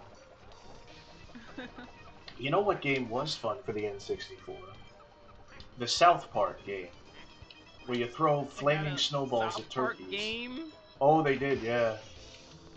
And I was way too young to Wild. be playing it, is the thing. I got, for Christmas, I got all these N64 games from somebody that didn't know about the rating system. And so I was just The running best around. way. Yeah. And the thing is, I was so innocent back then, because, like, Eric would be like, shut up, fat ass. And I kept thinking he was saying, shut up, FedEx. Like, he was talking about the company, like, the fucking, the shipping company. And I was like, why does he keep saying that? And my mom heard out of the corner of her ear, shut up, fat ass. She was like, what are you playing? I'm like, oh, it's a game for kids. It's a Nintendo game. I also had Mortal Kombat too, and I was like disturbed. Like I kept playing it because it was cool, but Dear I'm like, man, Lord. I was like, why That does family this? member really dropped the ball. Oh yeah, they did. I'm like, why are there all these heads on spikes? I don't know. This is kind of scary, but I'm gonna keep playing anyway. Jesus Christ. I don't know. I think my mom had like a understanding of the rating system but like, okay, even though my brother wasn't a teenager, he could play up to rated teen games, but like Yeah. when she saw the M, it's like, oh no, because like Yeah. I think my brother lied to my uncle and said, oh yeah, mama totally let me play Grand Theft Auto. Oh yeah. And he was like, I guess. I mean, if your mom says it's okay. Yeah. I mean, Grand Theft Auto is kind of fun. Let me plug in. Here we go. Like, oh, okay, like I think I was like watching the Spyro, like I think I was like seeing like the difference between the HD remake of Spyro and like the old game, and like, oh dear God, the old game is okay, like, you know, in your childhood memory it looks so grand and magical, but when you look at it like in real life it's so polygonal and Yeah. empty looking. It's like, no. It hurts. Okay, this is the creepy baby doll boss we gotta fight for this segment. The Oh, Brawl it's the doll. angel thing, but oh, okay. Looks kind of like a Ape Escape 2 boss. You know, like when you played against the Hibichi robot. Yeah, I mean, like, all of these bosses are very Japanese, I guess. Oh, Halo, that's a star. That's actually pretty cool. That's kind of fun, yeah. Steal that design. Steal that shit, steal it. Nobody's gonna do anything about it, and if they do, I'll kill them. I'll murder them. Yeah, I feel like I was thinking about something else too, video You know game what? related for gamers. I just want to say this. This is the second Nintendo game where one of the bosses is a giant baby. Because there's that boss in Luigi's Mansion, Chauncey. I guess they just fucking hate babies. Yeah. Fucking little big-headed twerps. What do they do? They contribute as much to society as I do. Kill them. No, we can't kill them. They might become future customers. Oh yeah, that's true. We can't kill them. We have to teach them how to use their parents' credit card. Oh yeah, I was thinking about the innocent ears, like weirdly censoring things. Yeah. So, like, when you heard "Shut Up, FedEx," it's like, okay, so for the longest time there was this you know, you probably heard it referenced in this Vine meme where it's like, why the fuck you lying? Okay, Yeah. so the original song is called Too Close by Next, and okay, not just me, but like a lot of other people have like reported like hearing something different when they were a kid. So like the lyrics are, baby, when we're grinding, I get so excited. Yeah. Like, I think when you're a kid, you think you say, baby, no more crying. Yeah. I get so excited. It's like, you think it's like, cause like, okay, That's essentially creepier. The song is about, well, the song is about a dude grinding up against a woman at a club and getting a boner. But Oh, when that's you're a kinda kid, fun. you don't hear that. Yeah. You think he's singing about like a deep relationship. It's like, oh wait. Yeah. I don't know what the You're fuck I making thought. it hard for me. The funny thing is, I have like very nostalgic memories of being in the car and like, you know, because like back then you just listen to whatever's on the radio in the car, and like "Wasn't Me" by Shaggy would play a lot, and to the point where it's like a nostalgic song. I listen to it and I think of better days. But it's just about this guy like, she fucking caught me like fucking another dude. My wife caught me cheating on her. And I'm just thinking, what did I fucking think I was listening to back then in the car? Did I even know? Or did I just accept it and not care? Yeah, I don't think I knew either. Joey's okay, also... like, let's be honest, when you're a kid, you probably don't think about cheating at all anyway, because it's like, you know, assuming your parents are together if they were, you know, not apart anyway. Like, you know, basically your world has no concept of the idea of spousal infidelity. Yeah. But you know what good music is. Yeah, you do know what good music is. Oh, jeez. Shit. Also, Joey's got a good point. Bowser Jr. is also kind of a baby. Baby Bowser. Are you talking about Bowser Jr. or Baby Bowser? I think those are different things. Third Maybe Yoshi you thought game the song is a was giant just baby. about being a chronic liar. Yeah. That's I probably mean, what I thought too. kids love lying. It solves all their problems. It's like, who soaked the cookie from the cookie jar? Wasn't me. Yeah, it wasn't me. You gotta, Fergie, you gotta help me. Oh, what is it, fucking Shaggy? Yeah, Shaggy, you gotta help me. My mom caught me eating a cookie from the cookie jar. Here's what you gotta do.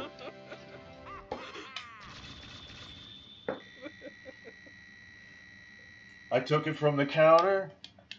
Wasn't me. It was open. I'm not a liar. Wasn't me. He said that's way too much sugar. Was me. Yeah. Now it's time to go into the funny clown level with all the funny clowns. This is when we finally stop seeing the dinosaurs and we just start seeing all the different ways this game can recolor the enemies. It's like, man, this is a tight deadline. What are we gonna do? Reskin. Yeah. Reskin every single one of these enemies. Because these are exactly the same as the other, like, little fodder enemies, but they're clowns now. It's fun. Oh, there's a big clown cannon. I like circus levels. I've been beginning to like, you know, really appreciate circus levels and clown shit. So I feel like if someone made like a reskinned Wario, it could just be used as a mod. It's like, ah, it's Goodley's life. Oh no. What the fuck is it? What? I mean, yes, but I don't understand that line of logic. I don't know, like, I don't know. Well, it's like, oh, Goodley likes skeletons and clowns. I mean, it probably won't be your whole life. I don't fucking know. Yeah, because you're not a treasure hunter, but I meant like, you know, all the weird shit you like. But yeah, it's like, oh, that time I got into a fight with my sister, that's not in this video game. Yeah. Oh yeah, you could just like, you can trace everything back to this one specific like video game on the GameCube that nobody talks about. Yeah. Wario, he's literally me. Mario, yeah. Most people they're like that with Patrick Bateman. They're like that with the Joker. No, Wario is a literally me guy because he's violent. He's prone to anger. He's greedy. He doesn't care about other people. He loves racist jokes from the early 2000s. Oh wait, no, that's just me. That's not him. He what else does he do? He likes garlic. The thing is, I love the shit out of garlic. So maybe I am Wario. I'll put that shit on everything. You're just saying that because you've got Clussy fever. I don't understand the Clussy shit, okay? I just think that clowns are interesting. Yeah, Goodley is surprisingly Clussy free. Yeah. You know, by choice. I find it fucking funny that that's the new thing. Like, clowns went through such a weird evolution. At first, they were unironically funny. Then people started being like, these guys aren't really funny. They're annoying. As a matter of fact, they're kind of creepy. Yeah, then they became like horrifying to children. And then like that kind of went that came to a head like back in 2016 where there were all the clown sightings, the scary clown sightings. And then and now like people want to fuck them. Like why? What happened?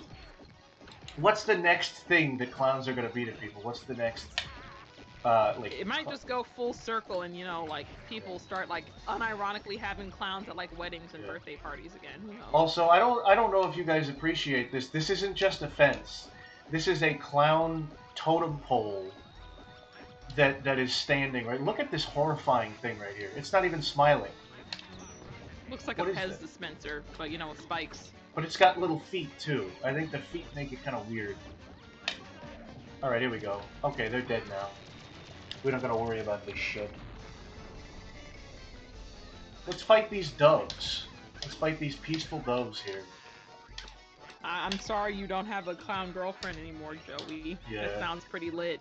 Honk honk. Yeah. Star, put on that makeup. Put on this red nose I found. Jeez. We're gonna make the boy's dream come true. Alright, here we go. Sign you up for that. You can't just sign people up for that. Here we go. Oh goodness. Well, okay, really Sparky. I think that character from the Phoenix Wright game popularized it again, but I think Clussy Fever was actually kind of like when the second It came out, you know? Yeah. So like the one with Bill Skarsgård. There was a lot of horny girls who were really into Bill. So yeah, that's when I think the term Clussy started being a thing. Wasn't there a thing a while ago, like back when it came out, they were shipping these women, these fucking horny women were shipping Pennywise with the creature from the Babadook. They were both gay and in a relationship. Oh yeah, I forgot about that shit, man. And people were like, why the fuck is this, why these two characters? Why did this become like a phenomena? And all the girls were, of course, like, oh, don't question it. It just is. My friend who liked herself some Pennywise too thought it was fucking weird. Yeah. Mostly because she thought the Babadook was trash, but like, yeah, you know. Pennywise. Yeah, well, she's also not a yaoi fangirl. You know, not every horny degenerate girl is into yaoi. No. Some people are into, some of the horny girls are into ASMR. Anime VTuber ASMR. Or whatever the fuck they're into. Yeah, what is this? forget. What was I talking about again before that shit? The Clussy. The Clussy, yeah. Pennywise isn't scary, he's not sexy, he's funny. Do you have Prince Albert in a can? Oh, you better let the poor guy out! Ha ha! Ha ha! Like, that's the funniest shit. That's the funniest thing in the movie. Huh. I don't know. I don't think I've ever felt horny for a clown. So, like, even if Bill Skarsgård is a pretty good-looking guy, it's like, you're in clown makeup. Yeah. With the hair, with the outfit. People been clowning around for a minute. Harley Quinn was created in the early 90s. That's true. I could be a jackass and be like, well, actually, she's a Harlequin. But, yeah. I feel like a lot of people just lump under the together. greater clown family. Okay, Yeah. I respect when people like the, you know, the old school Harlequin-esque outfit rather than the, you know, the Suicide Squad style cheerleader. Not a big fan of that. Because she doesn't look like a clown anymore. Like, her whole thing is she's supposed to look like a clown. Now she just looks like an alt girl. And she's not in an abusive relationship, which completely ruins her character.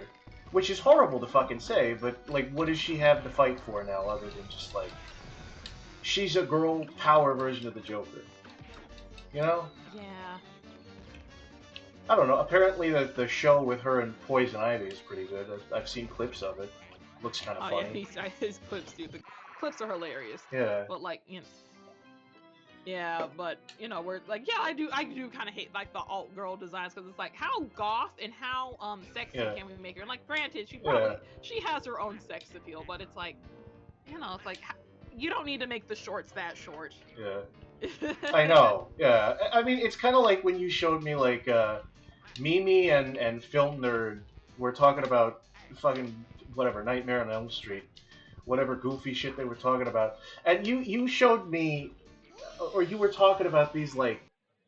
What were they? They were, like, anime figures based on... the shoujo, anime... Like, basically it's these anime figures, but it's kind of like... They make, sexy anime girl versions of some horror icons.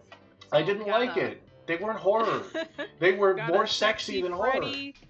Sexy Jason, sexy... I think they probably had a fucking Pinhead from the fucking, you know, the movie with Hellraiser, but I don't remember. Maybe not. Maybe I'm making that up in my mind. Look, I'm not a big Freddy Krueger guy. I'm not a big horror guy. I haven't seen any of the movies, but I know what those characters look like. And those fucking figurines did not look like, at all like the characters. They just looked like generic anime girl in Freddy Krueger outfit. And she also cut herself with the fucking, with the claws. So she must not know what she's doing very good. That's all I'm saying. Yeah, Goodly cannot be persuaded by the horny, because, like, even the figurine had, like, this... was sculpted to have juicy thigh meat. He was like, be gone, winch. I like the thigh meat, it's like... It's more like, look, I get what you're trying to do. It's like, I respect the character too much to accept this. It's just, it's weird. It's like, okay, I get, like, a sexy anime figurine. But it's also like, it's a sexy anime figurine that looks like Freddy Krueger. Like, who would want that? You either want a sexy anime girl, or you want Freddy Krueger. You don't buy both. You know, I feel like there's a lot of not just anime figurines, but like figurines in general. Like, have you like seen the goddamn crystal encrusted Disney figurines, and they're like $1,000? No. I'm like, who the fuck is buying these? Yeah, you if you had enough money. You're saying who's gonna buy these, and secretly you're like, oh man, I wish I could have these. If only they had a Jasmine. If only they had a Jasmine figurine. They do, but like the thing is, it's like. It's so fucking tacky that I'd rather get it as a gift rather than go to a store and be like, ah, yes, this is what I'd like. Charge it to the card, darling. Like, it's like, bro, this thing looks god awful. How like expensive was it? Was it like super expensive, or was it like the kind of expensive? I was not exaggerating. They range from like, you know, like $500 to like $2,000. Just goddamn shit. Because they have some items where they're supposed to look like, oh, this is what rich people would buy. But they're actually just for poor people to get into more debt. They're like debt traps. Oh yeah, I hear that about fucking like designer handbags. But it's like, you know, these crystal figurines are only in your house, so the only person who will see them is you. Yeah. Or your friends that you'll scare away. by having crystal Disney figures. Well, actually, that's kind of classy. I don't know if that would scare people away. I feel like the only place it would seem reasonable to own them is in that luxury Disney housing community called, I think it's called Royal Oak or Golden Oak. But basically, it's a housing community in Florida near the Disney parks. The houses are like millions of dollars. Yeah, it's just a Disney fucking carving. That is so weird to me that like Disney created its own, like, is it like a neighborhood or is it like an entire town? It's a neighborhood. Like they have had their own town called Celebration. I bet. I don't know if it's still around, but yeah. But yes, it is like a housing community. I think there's like probably like 50 houses. I don't remember. Sparky in chat looks at $400 Arcanine statue. Sparky, you need to give that to How big is the Arcanine statue? Because like I'm sure these crystal figurines are like like the size of a normal figurine. I bought an Arcanine statue. That shit worth 400. 2 years later, that shit worth 800. I can't wait to give it to my children. My Pokemon cards are gonna fund college for my children. Financial freedom, our only hope. Jeez. Here we go. Like, the weird thing about figure collecting is, like, everyone, like, not everyone, but, like, a lot of people think that they're fucking tacky and gross and you should sell them. Yeah. But, like, people only respect you having them if, like, the idea is to sell them to other people. Like it's a goddamn NFT or something. It's well, if it's tacky to own them, then who the fuck am I selling these to? Investors. It's called a scam, Star. It's called a scam. You ever watch Ed, Edd n Eddy? I believe those three little boys, they participated in quite a few. But unlike this scam, where, unlike those scams, it was kind of like a one and done. It was like, oh, got your money. This is the long con scam. You convince everybody else that it's worth something, and it's actually not worth something, and then you make a ton of money. Then again, that's just everything. That's literally everything within our economic system. It's like we only... it's only worth money because we tricked people into thinking it was worth money. Good lord. Helm said, fuck passing down my possessions. I'm gonna take them with me to my grave. And like, I kind of have thought about that for some stuff. Yeah. Like, okay, like, I was sort of thinking, I understand. It's not fun to talk about Chris Chan on the non-Chris-Chan channel. No, I do it sometimes. Okay, so you know like how sometimes people shame Chris for like selling off his father's possessions? I mean, granted, he sold it off to make more money to buy more Legos. And he bought toys. To buy toys, but like, yeah, you should get rid of your parents' stuff if it doesn't serve you. Like, dude, who the fuck wants a fucking collection of records and VHS tapes or stamps? A lot of people, fucking stamp collectors and record collectors. Well, it's not fucking me. Like, okay, like, I think it's not fair to, like, if you have a collection, it's like, you have to have, like, an intergenerational hoard. You must avenge me. I think my Princess Jasmine collection. Enjoy it as much as I did. It's like, no, that's a weird burden to place on people. I mean, I feel like you should keep some things for sentimental value. Well, yeah, but, like, yeah, of course. Like, okay, like, I think... Like, when you pass down something, it should be both valuable and not, like, wildly bulky and unwieldy. Like, I don't think a video game collection, no matter how valuable it is, would be a reasonable thing to bequeath to someone. Nor would, like, 10 retro vintage cars. I would be so irritated if somebody fucking bequeathed me 10 fucking cars. And it's like, damn, I gotta get license and registration for all these sons of bitches. I gotta find a seller. I gotta find a place to store them. Fuck. I mean, at least you're a great burden. This is the thing, talking about shit like this. It's one of those things where it's like, well, at least you're not a hoarder, but I don't know whatever this is good either. Like, you're just throwing away shit. Yeah, fuck my parents. Fuck my dead mother. Maybe this will get on. My mom doesn't have, like, any collections, but, I am kind of, like, dreading, like, what am I gonna do with all my dad's fucking Warhammer stuff? I don't, it's like, I don't want to throw it away, and I don't think a Warhammer collection is Goodwill friendly, It's not really, Yeah, so it's like, either I gotta give them to somebody, or, I don't don't know. That's kind of the thing, is like the fun of Warhammer. It's such bullshit because it's like millions of dollars down the drain, and the fun of it is that you paint it yourself, but then you can't really resell that. Like, here's a figurine that I painted myself. Here's the fucking figurine I painted from Plaster Fun Time. Do any of you guys have a Plaster Fun Time? Do you remember that series of stores? No, I've never been to Plaster for Fun Time. It's really fun. You pick out like a plaster figurine, and they got big ones, they got small ones, and then you get to just like paint it. You get to pick out some paint and paint the shit. It was fun as a kid. Brains is sharing a little story. What little story there? Respectfully, my pops got rid of his records without consulting me, and I have never forgiven him. Like, okay, no. like that hurts. Like when you let them know that's like, hey man, I think your collection is cool. I would like that, or man, you know. But like I think there's like some things where it's like you should definitely like let your like sure, it does seem kind of like you're like skulking like a vulture. It's like hello, elderly relative. Yeah. Is there any valuable possessions I may come to own? Like, I know that sounds like really weird, but yeah, there's like some stuff that I just don't think is like reasonable. Oh God. Like, I mean, and then like Brains is a music dude. He's probably like, oh yeah, I make music. I have a music collection. I would love to have some records for my record player that I bought in 2014. You know. But, he bought a record player in 2014. No, it's a reference to a song. I don't know what Brains bought his record Girl, player. put your records on. Play me that big fat song.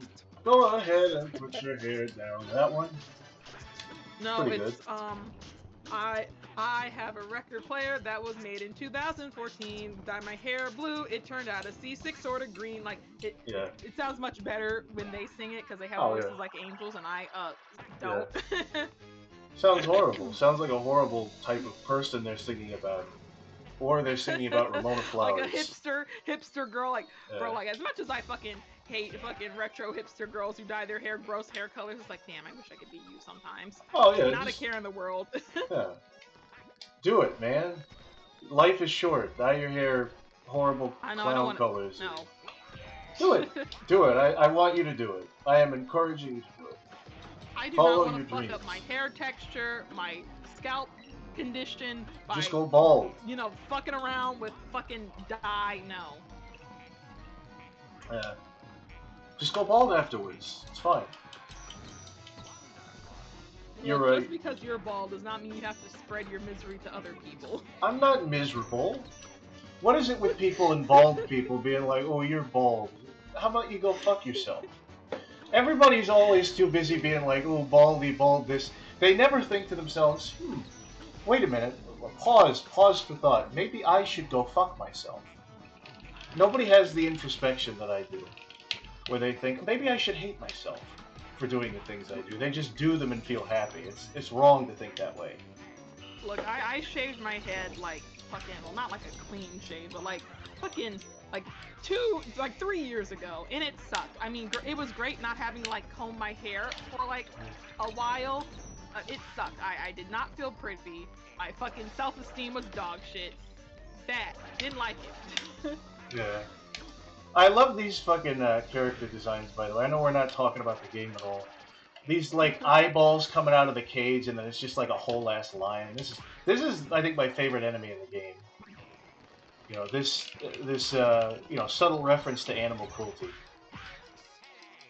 But it's Brains, a cage. I'm a woman. Being bald as a woman is not that good. And second, I'm pretty sure I got those weird. I think I have the weird hair, the scalp skin lump under my hair. I know I do. So it's like I'd rather not. Well, okay, it's only there if I like stand up straight, but like if I look down, but you know, it's like I don't want to fuck up my posture just so I don't have the weird back of the head neck roll thing. Star did the Jada Pinkett. Whatever that is. Jada Pinkett. The Jada. Will Smith's wife. Yeah. Will Smith's wife. Oh. Don't like her very much. I would prefer him talking about Mr. Plinkett. That wonderful character. Well, you see, Brains, I had like a really bad dandruff problem, which which is weird because I didn't have dandruff like at all. I think I got cursed because I was behind a woman at the DMV who had really bad dandruff, and I think I made fun of her, and then I think God punished me because I see no other reason I got dandruff. Star got the Sonic Sega gamer head. Jesus Christ! It's the worst thing I think I've ever heard. I will come to your house and strangle you. That's the worst fucking thing I have ever heard anyone say. That's the worst thing I've ever heard Brain say. Jesus Christ. Brain, you are no longer my favorite indie rapper. I no longer consider you part of the African American tribe. I can't revoke your black card because I don't have the authority to do so. But let me tell you, I am so disappointed in what you have said to me. Who is the leader that has that? Who decides that? Is there like a meeting? Ideally, yes, there should be a meeting. Yeah, that's the thing. It's not democratic. It's just on this, based on like the way the majority of a group of people kind of feel that way, and then it's like, oh, that's how we're gonna do stuff. It's very strange. You know? Yes, Brains. I oil my scalp really nice. My dandruff is mostly gone now because like it was bad. Like anytime I comb my hair, like snowfall, awful. It was awful. You know what's funny is when I take a shower, I still use shampoo. What the fuck am I doing that for? I mean, I think you should use shampoo, but like I don't know, like. Yeah. I don't know you or your scalp or anything like that, but like, so you should really wash your hair every day. But because of work, sometimes I'm really sweaty and dusty, so of course I want to take a shower almost every day. But sometimes I don't use shampoo. It's just more like a rinse to rinse out dust and dirt and such. Yeah. So it's not like and then like I put like hair oil and conditioner and stuff on my head, so I am not dry and crusty for whatever. You commune with Malcolm X's ghost to figure that out, yeah. Well, okay, so I have said that. Okay, well, no, this is more like the rules to get an inward pass. And basically, you would have to get 4 rules from the Black Elders, which would be Snoop Dogg, Michelle Obama, Maya Angelou is dead now, so I guess we gotta find somebody else. So yeah, Michelle Obama replaced Maya Angelou. So it was Oprah and then Maya Angelou, but both of those. Snoop Dogg, that's funny. Both of those, like Oprah and Michelle Obama, that is the funniest way to get a pass. Like, I don't think they would ever do it, but that would just be so fucking That would be impressive. I got it from Michelle Obama. And then like one from Jesse Jackson. So you get all 4 of those, but if you want to bypass it, you would have to go straight to Reverend Farrakhan, who is a very racist man, and get him to give you the pass.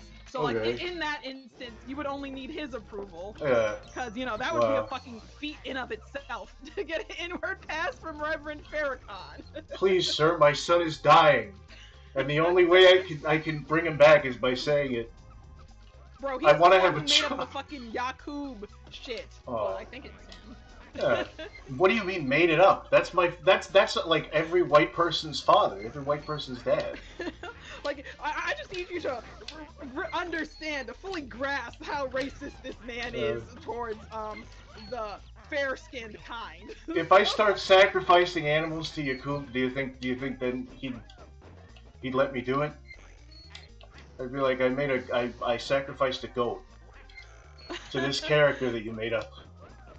No. No, Brains. Lil Wayne is too young.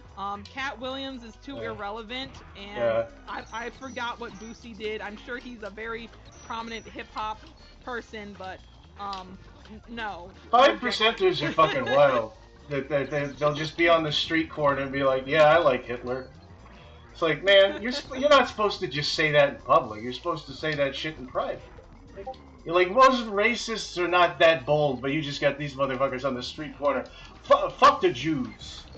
It's crazy. And then you like. Don't take this sentence out of mine. Don't take. Goodly is a very good friend to Semitic people. Am I? Goodly loves everyone. Yeah, I love everybody. Some people I like more than others. Anyway. Yeah. What the fuck are we even... This is a great playthrough of Wario World. Is kind of young for, like, the black respectability, you know. This is a great Wario World playthrough. I don't think there are any other playthroughs where we talk about the subjects we do. So yeah, like okay, like you know, I think a lot of black people joke that your black card is revoked the moment you do something No. not typically black, but yeah, I'm definitely not someone who likes. Oh, those are jokes. Like, I thought that was like very a thing. Mean jokes. It's a crazy, yeah. It's crazy how you could just do something slightly off, and it's like, yeah, well, you're not part of this anymore. Like, what the fuck? It's like, all right, everybody, I'm gonna be a vegan. Black card revoked. Yeah. I don't. Oh, jeez.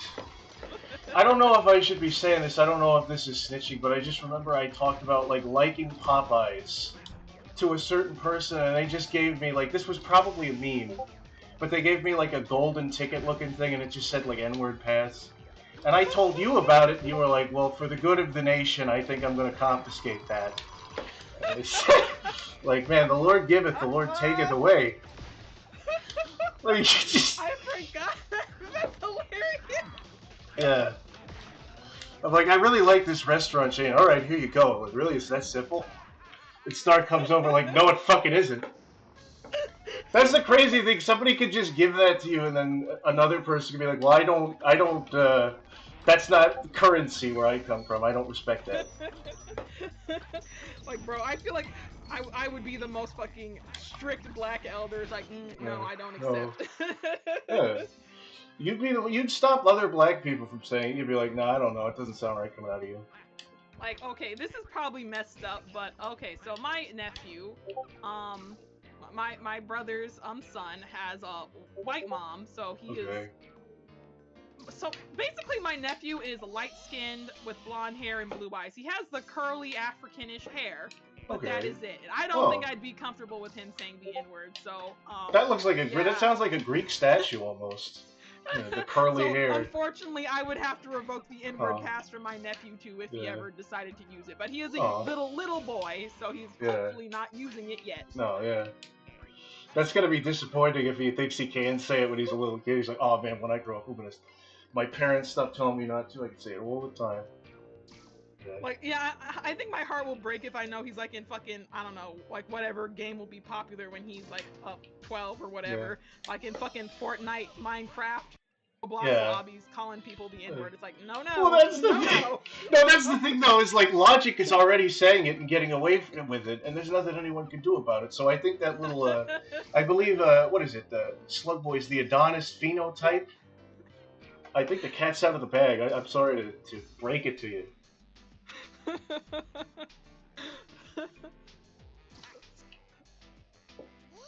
There's a very good black and white episode of Atlanta. That I said was autistic and liked Sonic, so I don't know. Maybe you guys will be friends, maybe not. I don't know. Would be friends. He could be a tolerable little boy, or he'll grow up to be a terrible little boy. Yeah. I do not know. No, Logic does. No, what is it? No, Logic doesn't say it. Adonis is Drake's son. Logic doesn't say. I fucking saw the. Man, this is the fucking thing. Is I will watch the very late podcast, and I will watch for like 3 hours, and I'll be like, man, you know what? I think I know a little bit more about all these subjects. And then I come back and I talk about it, and then I realize, oh no, I still don't. No, I still don't know anything about this shit. Because I could have sworn. Named his son Adonis. Lame. Oh. Well, not lame. I mean, Adonis is a cool name, but it's like, I don't Adonis know, sounds like a great name. Come on. We light skin gotta stick together. That's a fucking joke, and you know it. You know the moment another light. That's the thing is like at the moment another light skin does something a little bit more light skin, all the other light skin. It's like this is the thing is I want to judge, but autistic people are the exact same way. Especially autistic people online, they all get together, and the moment there's a person even slightly more autistic than them, they start like, fuck you. Like, they make all the jokes. They start, it's crazy. That's all the internet is. That's all internet culture is autistic people finding another autistic person to, like, feel better about themselves. It's crazy. And so here I am judging. That you feel bad about making fun of Sonic Sega Gamer? No, I feel bad about, well, not him. I feel bad in general, just as a general sense. I feel bad. I'm like, there's something off about the way I'm living. We are a band of brothers, a caramel coalition. Well, I probably shouldn't have just read that out loud. He said it in an interview. Oh, didn't he? Doesn't he have it in his fucking songs? He talks about having the blood of a slave and a master, and like cooking grits on the. But he God, wouldn't. that's I so don't fucking know. cringe and racist. Like, Oh yeah. That's not really something I like bringing up in conversations, even though I'm sure people do ask. But it's like, fuck. Yeah. Let's not be weird about it. Let's not have any goddamn fucking paper bag parties. Let's just be normal citizens. What the fuck is a paper bag party? What is that? Basically, in clubs of people of African descent, the idea is that if you were light as or lighter than a paper bag, you were good looking and fine enough to be in the club, and if not, go home darky, basically. That's fucking horrible. That's the worst fucking thing I've ever heard. Jesus Christ. I'm sorry that, that's... People gotta... that's a very old... well, probably not that old, but, like, we're gonna say from the 1880s to the 60s. Hopefully people stop doing that around. Was that white? No, because the way you said it, the way you talk about, like, I go to a club now and I would see that happening. I'm like, I hope not. I hope people are fucking doing that. Okay, so, like, nightclubs... So, like, this was more like college, like, sororities and shit, and that would do that type of shit. Oh. So were they white sororities? Are still very racist, so, like, yeah, if you're, like, too dark-skinned, they might kick you out the club. That's horrible. That's fucking... Is that even legal? It's set... No. Like, I'm gonna be honest, like, for the most part, yeah, you can discriminate, because, like, a club is a private establishment, so, like... Oh, so it's like if you just don't... kick you out for being ugly, kick you out for being short, they might kick you out for just being a dude, who knows? Do they tell you? Like, the thing is, like, is it one of those things where they're like... the bouncer has to be like, no. Yeah. He doesn't explain why, because it's not like you can just go home and, like, fix yourself. It's like, okay, if you come back, like, 5 shades lighter, you can come in. Of course not. No, yeah, because that like, incriminates the fucking, the building. The whole establishment is like, no. Yeah, you gotta be, like, subtly racist, but trust me, like, if all the girls who got passed to the side can't get in, they're gonna be looking at you kind of funny. It's like, I think this place is racist. It's weird, because, like, the light-skin, dark-skin stuff makes me sad. That even in that community, there's that kind of shit going on. There's little wars within wars. I don't know. But again, autistic people do the same thing with, like, lolcow shit. That's all lolcow shit is just, like, autistic people being, we found one worse than us! Start tracking his IP address. Is to be a functional human being. And, like, some people... bless your heart if you genuinely cannot function in society as a productive member, that's like a for real disability. But then there's people who genuinely don't want to. They want to be loud man children who flap their arms and watch Bluey all damn day and yes, me. Job. Flapping your arms is bad? I love flapping my arms. Jerry Lewis and shit. Yeah. I love, Flapping arms is great. A great arm flapping time. Like, society would collapse if we had, like, a bunch of, unemployed Christians running around, No, yeah, it would. That's the thing. The smart autistics who are good at computers and shit, to help win wars and such. So what you're saying is we need to give birth to more Rain Mans. Is that what you're saying, Star? Is that what you think you know? You think you know the plight of my people. I say after saying all shit. I just get really fucking... Oh, man. I don't know. Autism is a very strange thing as well. It's just... Because that's the thing, is, like, there's people that, like, you would never tell they were autistic if you looked at them. They're just normal people, but then there are also people, like, they hear a loud noise and they bang their head against the wall and they're also nonverbal. It's a whole fucking... And then the people, like, the high-functioning... Maybe this is just me, like, talking about things that I shouldn't reveal about myself, but, like, because I have autism, but I'm always kind of afraid, like, I'll see the other autistic people where it's, like, nonverbal, fucking, like, you can't be left alone, and I'm like, oh, but I'm not as bad as those guys, right? I'm not as bad, though. I'm, like, one of the good ones, is the whole fucking thing. Look, I'll be honest. It's very strange. Have more respect for the ones who can't talk at all than the ones who can talk and they only say stupid shit. Oh. Well, fuck you too. Fucking I know that oppressive. sounds fucked, but it's like, bro, I would rather you be a fucking babbling person with the like IQ a 3-year-old than being some weirdo who's like a pedo creep. It's like, oh yeah, we shouldn't. The age should be lower. Like, yeah, I'm definitely not a fan of you. Well, at that point, I don't think that has anything to do with autism. I think you're just, in general, you're like, better to say nothing. It's the fucking saying. Better to open your. What is it? Better to have No, people I guess wonder if you're a I fool. meant it as more like people who use their mental impairment as an excuse for their shitty behavior. Yeah. It's like, I get that too. Like, bro, like I could understand that water doesn't feel good to some people, but you cannot be out here smelling like ass and terror, just ass and garbage because you don't want to wash. Like, that's not acceptable. Man, I didn't know Tweedledum streamed. You're talking and people didn't realize you have. Wait, what is this shit? You're talking as if people didn't realize you have autism. No. That's the whole thing. I'm walking around being like, oh, nobody should. No, if anyone can tell I have this, it's bad because it means I'm doing something awkward or weird. Is the whole fucking thing. I don't think I would have assumed if you didn't tell me. No, you didn't. Or not. I don't know. That might not help. Because I mask, and masking is apparently bad for you. You shouldn't pretend you're neurotypical. You should just be like that or something. I don't know. I don't pay attention to the community. I can see how that can be like mentally stressful to mask like all the time, but like, you know, like even neurotypical people gotta do shit they don't want to do. Yeah. Put on a fake face and be like, oh yes, how may I help you today? Like, you know, it's just an unpleasant part of life and being in a society with hierarchies and timetables and all that sort of shit. No, we don't need that. One day we're gonna get rid of all those things, and we're gonna have a beautiful socialist utopia where it's just a bunch of blue-haired, genderless beings that live in the woods.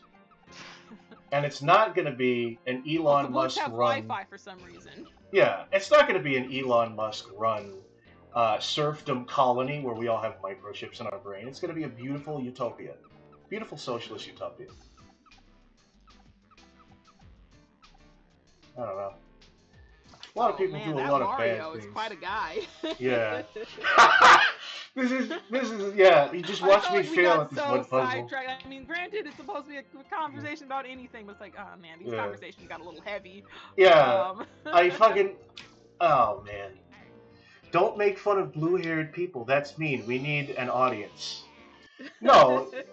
Curate your audience. Curate your audience and curate it some more, and then curate it again. Anyway, I don't have anything against blue-haired people. I don't know. I'm sure there's good blue-haired people. I don't know. Apparently, I'm not supposed to. You know, you're not supposed to find those things bad. You're not supposed to find those things a red flag, even though people tell you. Blue hair and Look, the only people saying that blue hair isn't a red flag are the people who have blue hair. Maybe I should get blue hair. Oh wait a minute. Oh, that's problem number one. Make fun of everyone. Comedy is no holds barred. Well, I don't know. It's not necessarily no holds barred. No, comedy, brains, you got it all wrong. Comedy is when you say racial slurs with no context. That's funny. That's funny, dude. That's funny right there. Not everything has to be jokes, though. You know, some things can be conversations about, fuck, I don't know. Star, can I have a joke? Can you think of a joke? The American Dream. What the fuck? I was thinking more like a knock-knock joke. Yeah, but well, that's not a joke. That's just depressed. That's making me sad. You're right, yes. You're right, but shh. Oh, man. Okay, so there was a dog and a cat, and they go into the kitchen, and then they're like, what are we gonna have for food? And the cat is like, well, if we go into the refrigerator, the big box that the humans use with their hands, we might get something. So, shit. So they go into the fridge, and basically it's just chocolate cake. They eat the chocolate cake and they die. Okay. I guess that's anti-humor. Yeah, cause like, bro, I would love to be able to remember those long ass jokes that have like a story and then the punchline, and I don't. Hmm. All right. Who cares what you think, especially if you aren't in a position where your opinions aren't life or death? Well, what is that? What is an opinion where your opinion is life or death? Oh, I guess he's talking about like you stand behind your need to be an edgy comedy boy or Yeah, whatever the fuck. yeah. I don't know. I'm definitely a hypocrite on a lot of things. I don't know. I haven't figured out the whole integrity thing yet. But one day I feel will. like I remember Chibi Necodemics, but I can't recall an exact video. Yeah. Oh, Chibi Necodemic. He's the guy who. There was the two people on the couch doing the fucking what was it? The speed run. Oh, because I just hear people call him Chibi. Yeah, that's yeah, his yeah. full username. That is hilarious. Yeah. Hmm. Okay, Brains. I got a question for you. Cake or death? Be genuine with this one, because it's a life or death situation. Oh, here we go. Brains, if you didn't make music, what would you do instead? That's not the question. Hey man, we gotta make people search their souls. Yeah. Like, what would you be without your critical thing? Politician, executive, pivotal, community figure, advocate, lawyer would be all examples where you have to consider having an opinion. Maybe I should try to be one of those things. Gotta be cake. Alright, well, you're lucky we're Church of England over here. Okay, good. Here we go. It's an Eddie Izzard. It's an Eddie Izzard reference. Probably Can you draw. draw Brains? I don't see your art. You always have Egg do it. Oh, well, yeah. maybe. I Right, guess yeah. like, if you don't like max skill in one field like music, it's like, oh yeah, I'll put my skill tree. Fuck, Yeah. I can't make this sentence. Basically, if you didn't do music, he would be drawing. And I've seen I his don't think that stuff. would work for me. It's really good, is the thing.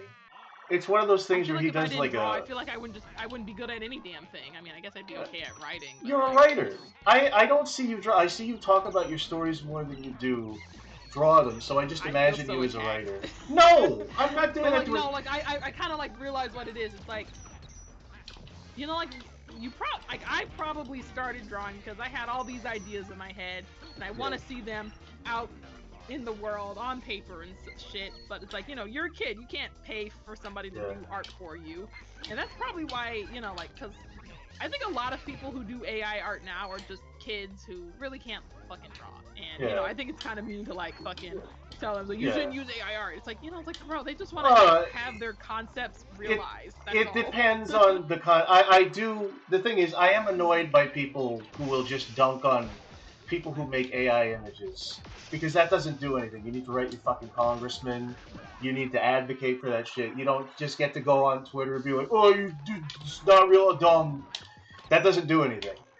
But at the same time, even if you shouldn't, like, don't be mean to kids, but I really do think they should hear, hey, man, you shouldn't be making that because you're not going to get good at it if you let a computer do it for you. You know what I mean? Like, I don't think everybody wants to be good at art. They just want a picture sometimes, But then that's the thing, though, is like, I think that's kind of a cool.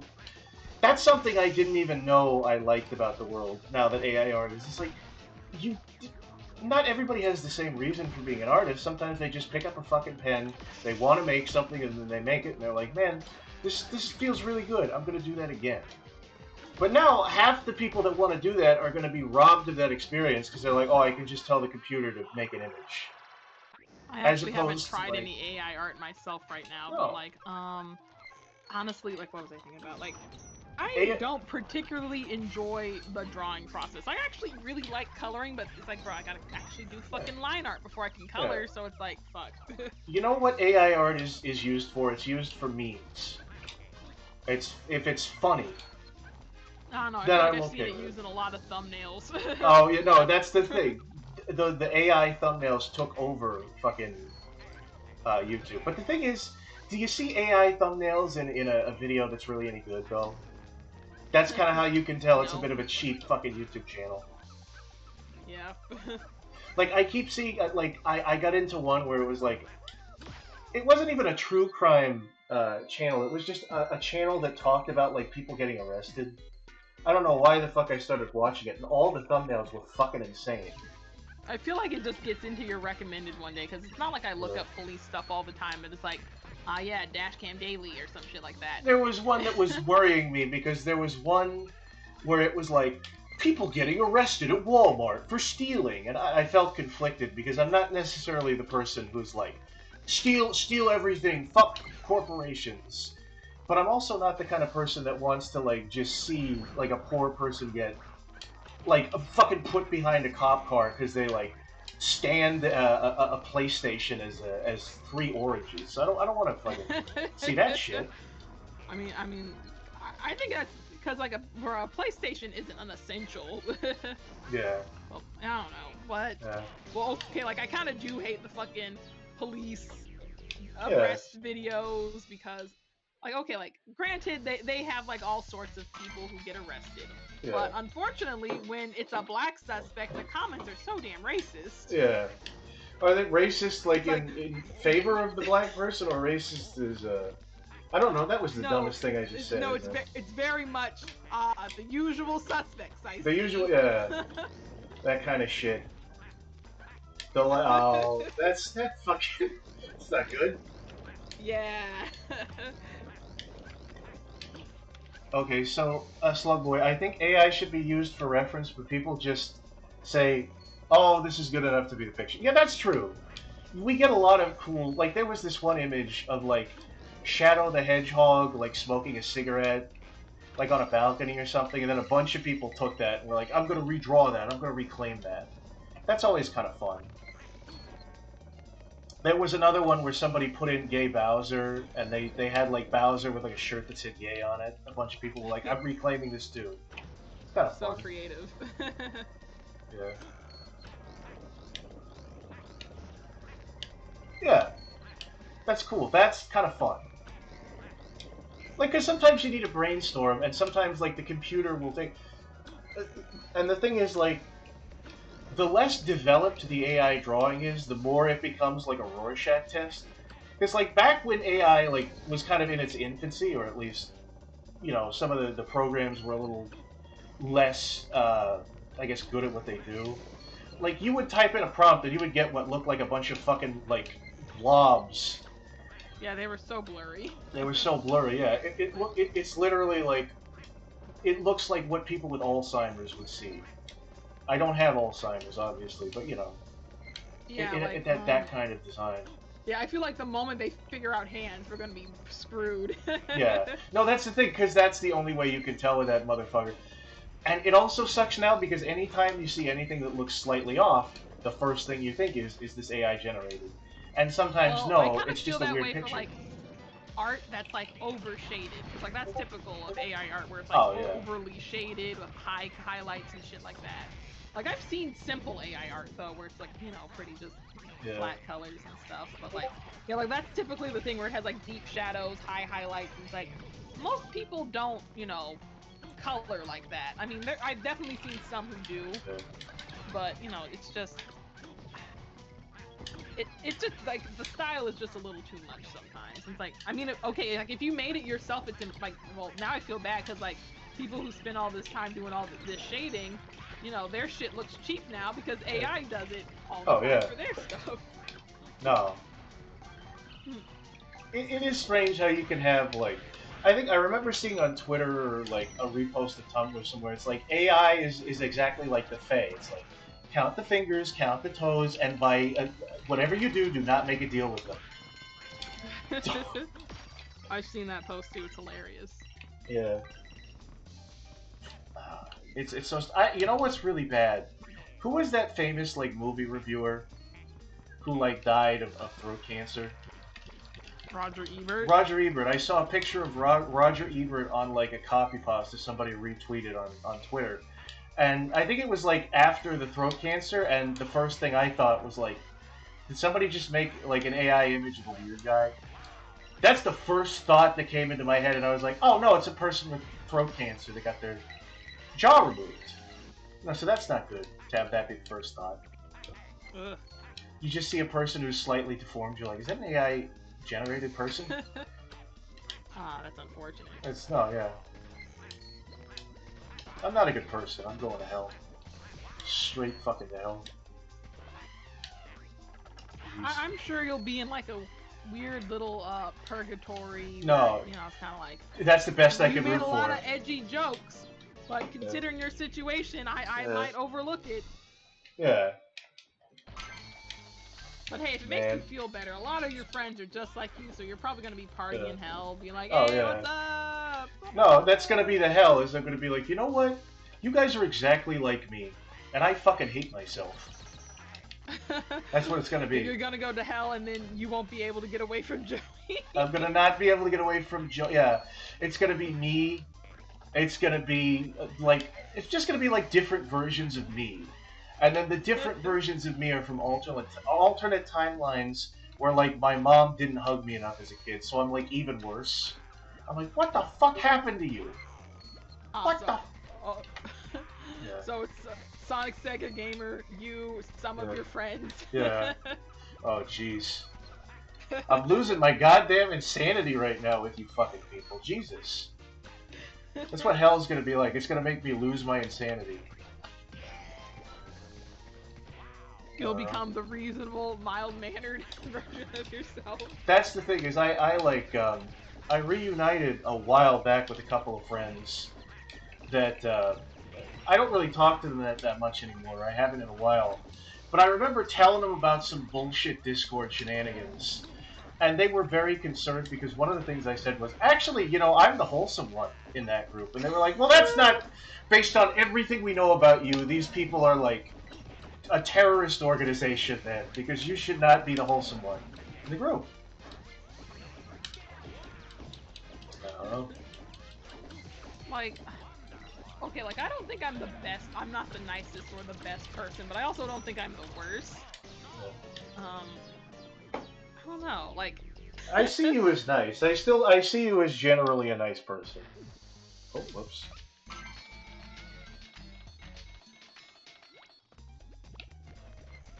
The thing is, you're that kind of nice where you're like, you're not edgy or crazy. You're just like, I think you talked about it, like you're in certain spaces where you're like, you were an adult who likes Disney. But people who like Disney who are adults are very emotionally like insecure, and they're very entitled, and they have all these weird things they complain about, and you're like, man, if I was a better person, I would be able to deal with that shit, but I just don't care. And you're probably a little bit like, if I keep telling people I don't care, they're gonna think I'm a dick. Yeah, like, I think it's a lot of, like, a polite, like, not nice because I genuinely love everyone. It's more like a politeness. It's like, oh, you're a failure of a human, but it wouldn't be kind to say Jesus Christ! Well, maybe. That's the thing, is I might be, like, surprised. This is the thing, is I see people for, like, face value shit, and then when they do mean shit, I'm like, how the fuck? I thought you were so nice. What do you mean there are mean people in the Christian community? That's bullshit. I thought we were all lost souls. I am surprised that some of them are so unhinged as they are, honestly. Yeah. No. It's the bullshit where you go into a community and you're like, these people have the same sense of humor as me. We're all lost souls. We're gonna heal together. We're gonna, yeah, sure, we say some fucked up shit sometimes, because we're real. Because we're real. But, you know, we're all essentially good people, and then you have to deal with somebody saying the worst thing you could ever think of, and you're like, alright, maybe this is a bad place. But I'm still not gonna leave. Because this is the only, yeah. I don't feel safe here, but also I got nowhere else to go. I got nowhere else to go. Well, I don't know what to do. Yeah. I don't know what to do. I don't know what to do. Yeah. Jeez. Where the fuck am I even going? This is level... It's like, how far are you in the game? Level 4. Level 4, baby. And I'm pretty sure I'm just pacing back and forth. I don't know. All I'm saying is if I was watching this, I would watch it. I don't know, I don't think I brought my A game tonight. I'll have to do better next time. Oh, jeez. Like, honestly, I can't put into words what necessarily makes a you know, interesting playthrough. Because, like, well, to be fair, I feel like when I watch gaming content, it's usually not a live stream. It's usually like an edited video where they cut out half of their deaths. And what I'm saying is the jokes I made weren't that funny. I didn't make that many. And also, I'm struggling to speak. I'm struggling to put thought to words. And there's also a lot of awkward pauses. So, you know, I'll have to do better next time. Well, don't worry, man. If I have you as a stream guest on my channel with way fewer subscribers than you, we will fucking play a dog game. I don't know. That's gonna be less pressure is the thing, because it's like, not even because of the subs thing, because it's like, oh, this isn't my channel. Somebody else can carry the conversation, and then I can, like, you know, butt in when I have something good to say. As opposed to, like, you know, me kind of floundering, being like, hello, stream. So today this is gonna be, this is a stream, and I'm gonna be streaming, and, oh, fuck. You know? I keep falling off the side. I have that pressure put on me, and then I can't put words together. Nope. You're gonna have to create a script. We're gonna have to AI generate a script for you to say. What is that? I don't think AI is quite there with text yet, because I don't want to accidentally say something like sweet teats. Yeah, sweet teats. No, it's gonna be the Willy Wonka experience. What is that? That is guest star Goodly Draws. Make a mean face. Scare him away. All the children start crying. They start crying. I come up from behind the mirror. I'm making weird for like, what do you fucking kids want? What are you dumbass kids? You're getting jelly beans and a lemonade. Go fuck yourself. This is my house. This rec center is where I live. Don't be like me, kids. You have a bright future ahead of you. A rogue artist known as Goodly Draws. A rogue artist. Yeah, Jesus. And then you, did you see the fucking, somebody like, they found the whole script to that. And apparently there was a part where like he was supposed to like manifest a giant vacuum and suck the unknown up. But they didn't give him a vacuum. Hear about that. It's like, y'all didn't have the budget for that.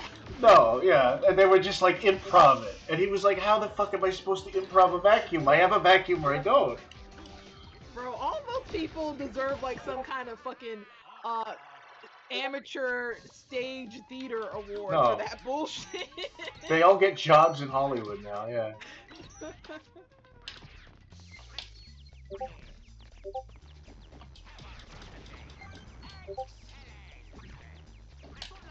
Oh jeez, what is this here? Gotta aim this shit just right. Sparky, they had candy, just wasn't a whole lot. Like they had like some jelly beans. They had they didn't have any chocolate. Like it's called Willy's Chocolate Experience, but there was no chocolate to be had. No, but they had plenty of sweet teats. That fucking got me. That had me fucking rolling when I said sweet teats. Like, bro, they could have even gotten like some fucking cheap bulk candy, like Tootsie Rolls or something. Sure, it ain't like it ain't chocolate, but it's something. It's a little cocoa action. I mean, isn't it like technically chocolate? But it's like if somebody says they have chocolate and give you a Tootsie Roll. Fought with the goddamn Bellis. Actually, I don't need to name. I don't want to fucking like name. Let's not name and shame. Fucking talking about shame and name. No. Honestly, it would be weird if they were like still a fan. It's like, oh yeah, let me watch a Goodly Draw stream. Yeah. And then like fucking 3 hours into the stream, it's like Star insulted me. I thought we were friends. I don't know. That person's opinion. Also, nobody knows context for this. There was a person that came into the Discord one day that was the most like weirdly contrarian, argumentative person. They would like find a meme and then use that as a reason to go on like a rant about like Israel-Palestine conflict. And eventually I was like, you need to just cut your shit or leave, and then they left. And one of the arguments they had was like they were argumentative about like not even that kind of shit. They were also the kind of people that were like, actually, all art is political. And you know what? Everything's political. So don't tell me not to talk about politics. Because I will. Like, no, this is the thing, is because they talked about, like, I guess some like progressive shit. I thought they were Tumblr-y. You said they were more of like a Reddit-y person. Oh yeah. Yeah, because it's the whole like, actually, you're wrong about that kind of shit. Like, I mean, I think it's interesting that we kind of like associated them negatively with two different sites. It's like No, because you probably like Tumblr a little bit more, and I am like a I fucking did not. neckbeard. Like, okay, I enjoyed Tumblr art, and then like I enjoyed Tumblr memes, but I felt like the site was a pain in the ass to navigate. Yeah. Like basically you couldn't get any fucking like views or hits or whatever the fucking like system was called on that site unless someone more popular than you reblogged your shit. So like bro, like I'd be like posting like hilarious shit, memes, art, whatever, not fucking seen. Irritating bullshit. That sounds a little bit self-aggrandizing there. I was posting fucking hilarious shit. Nobody like, laughed. I was using all the hashtags. Like, bro, like I didn't expect Instagram to be the better fucking social media platform, but it kind of is. Because, you know, you think Instagram is for like people who are like really vain and obsessed with themselves and posting pictures. And like, granted, they will compress the shit out of your artwork, but at least your artwork will get seen. Yeah. So do you want to explain the I don't, like, do you remember the Tootsie Roll fight? Okay, so, like, I think I was saying, like, I think it was, like, me comparing something to something. It's like, that's like, so, I think what I said was, like, bro, that's like saying that's like someone saying, oh, we have chocolate, and then all they have is Tootsie Rolls, and then Valis was like, oh, well, actually, Tootsie Rolls is chocolate. It's like, there's not, like, I think there's not enough cocoa fat in a Tootsie Roll to be considered chocolate. I still don't think we should be saying... Don't say their fucking name. I don't... Like, just say the person from the fucking Discord. I know it's weird. Who I don't like, who I hope... Well, I hope that they're living okay. Yeah. But, like... yeah, that was not, like... And then it's like... Then, you know, like, I took it further. It's like, well, then the fucking... Too-Faced chocolate-flavored palette, it would also be chocolate by that consideration, because, like... There's a chocolate-flavored toothpaste? Did I say toothpaste? No, it's Too-Faced is a makeup brand. So it was like a eyeshadow palette that had like actual like cocoa in it, and like I don't know. Like the thing is, at least here in the United States, to be called chocolate, you need like a proper amount of like, I think cocoa solids or cocoa fat or something to be called chocolate. So, you know, like, if it's not, then you can call it choco flavored or just cocoa, you know, something like that. Like, something that lets you know there is some cocoa extract in this product, but it's not chocolate, you know, kind of like a red velvet cake isn't really quite a chocolate cake most of the time, you know. And this person was like, well, that's still chocolate. It's like, it is not fucking chocolate, you fucking fool. Yeah, like, you fucking fool. Yeah. Star called him a fool and not something else.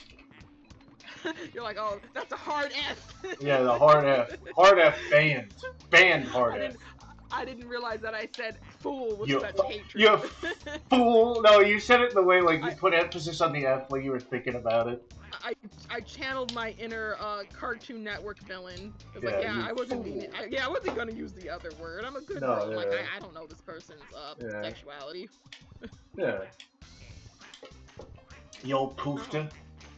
Yeah, but like, you know, like when you're craving chocolate, you don't want a Tootsie Roll. You want like the hard shit that's gonna hit you in the veins. Like, I want that hard stuff. I want the good stuff. Yeah.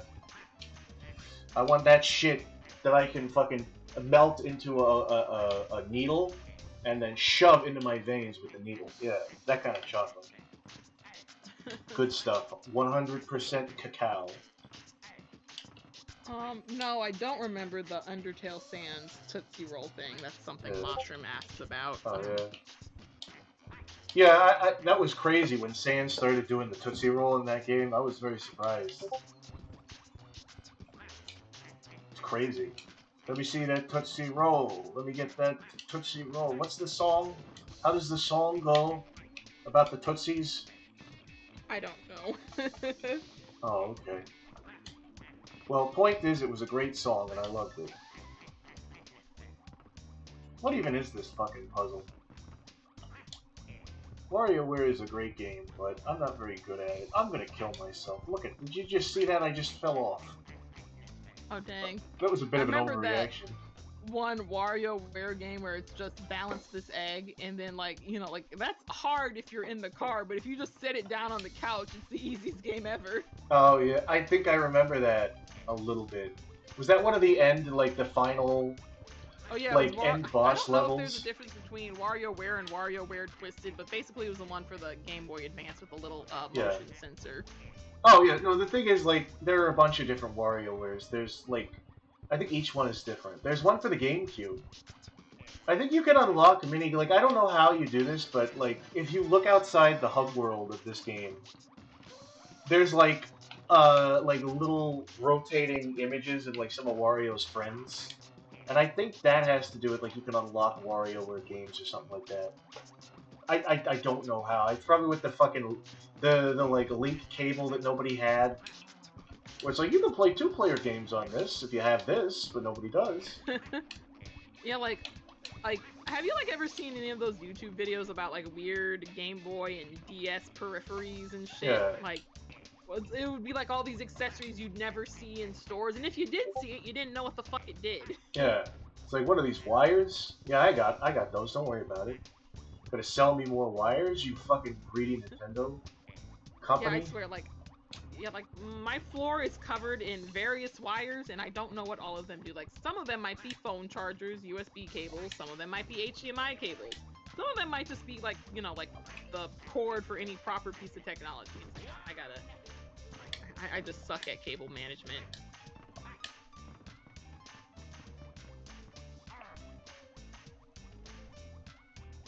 Puts you. What the fuck? That is insane, Mushroom, what you just said. I'm not surprised by it, and you know what? It even sounds a little bit familiar. But, yeah, that is insane. I love those hentai images where they, like, censor it with, like, Subway sandwiches and then rewrite the text to be like, I love Subway. Yeah, I love Subway, yeah. Meanwhile, it's Spyro the Dragon shitting onto a sandwich, or whatever it was. No, that one's too gross.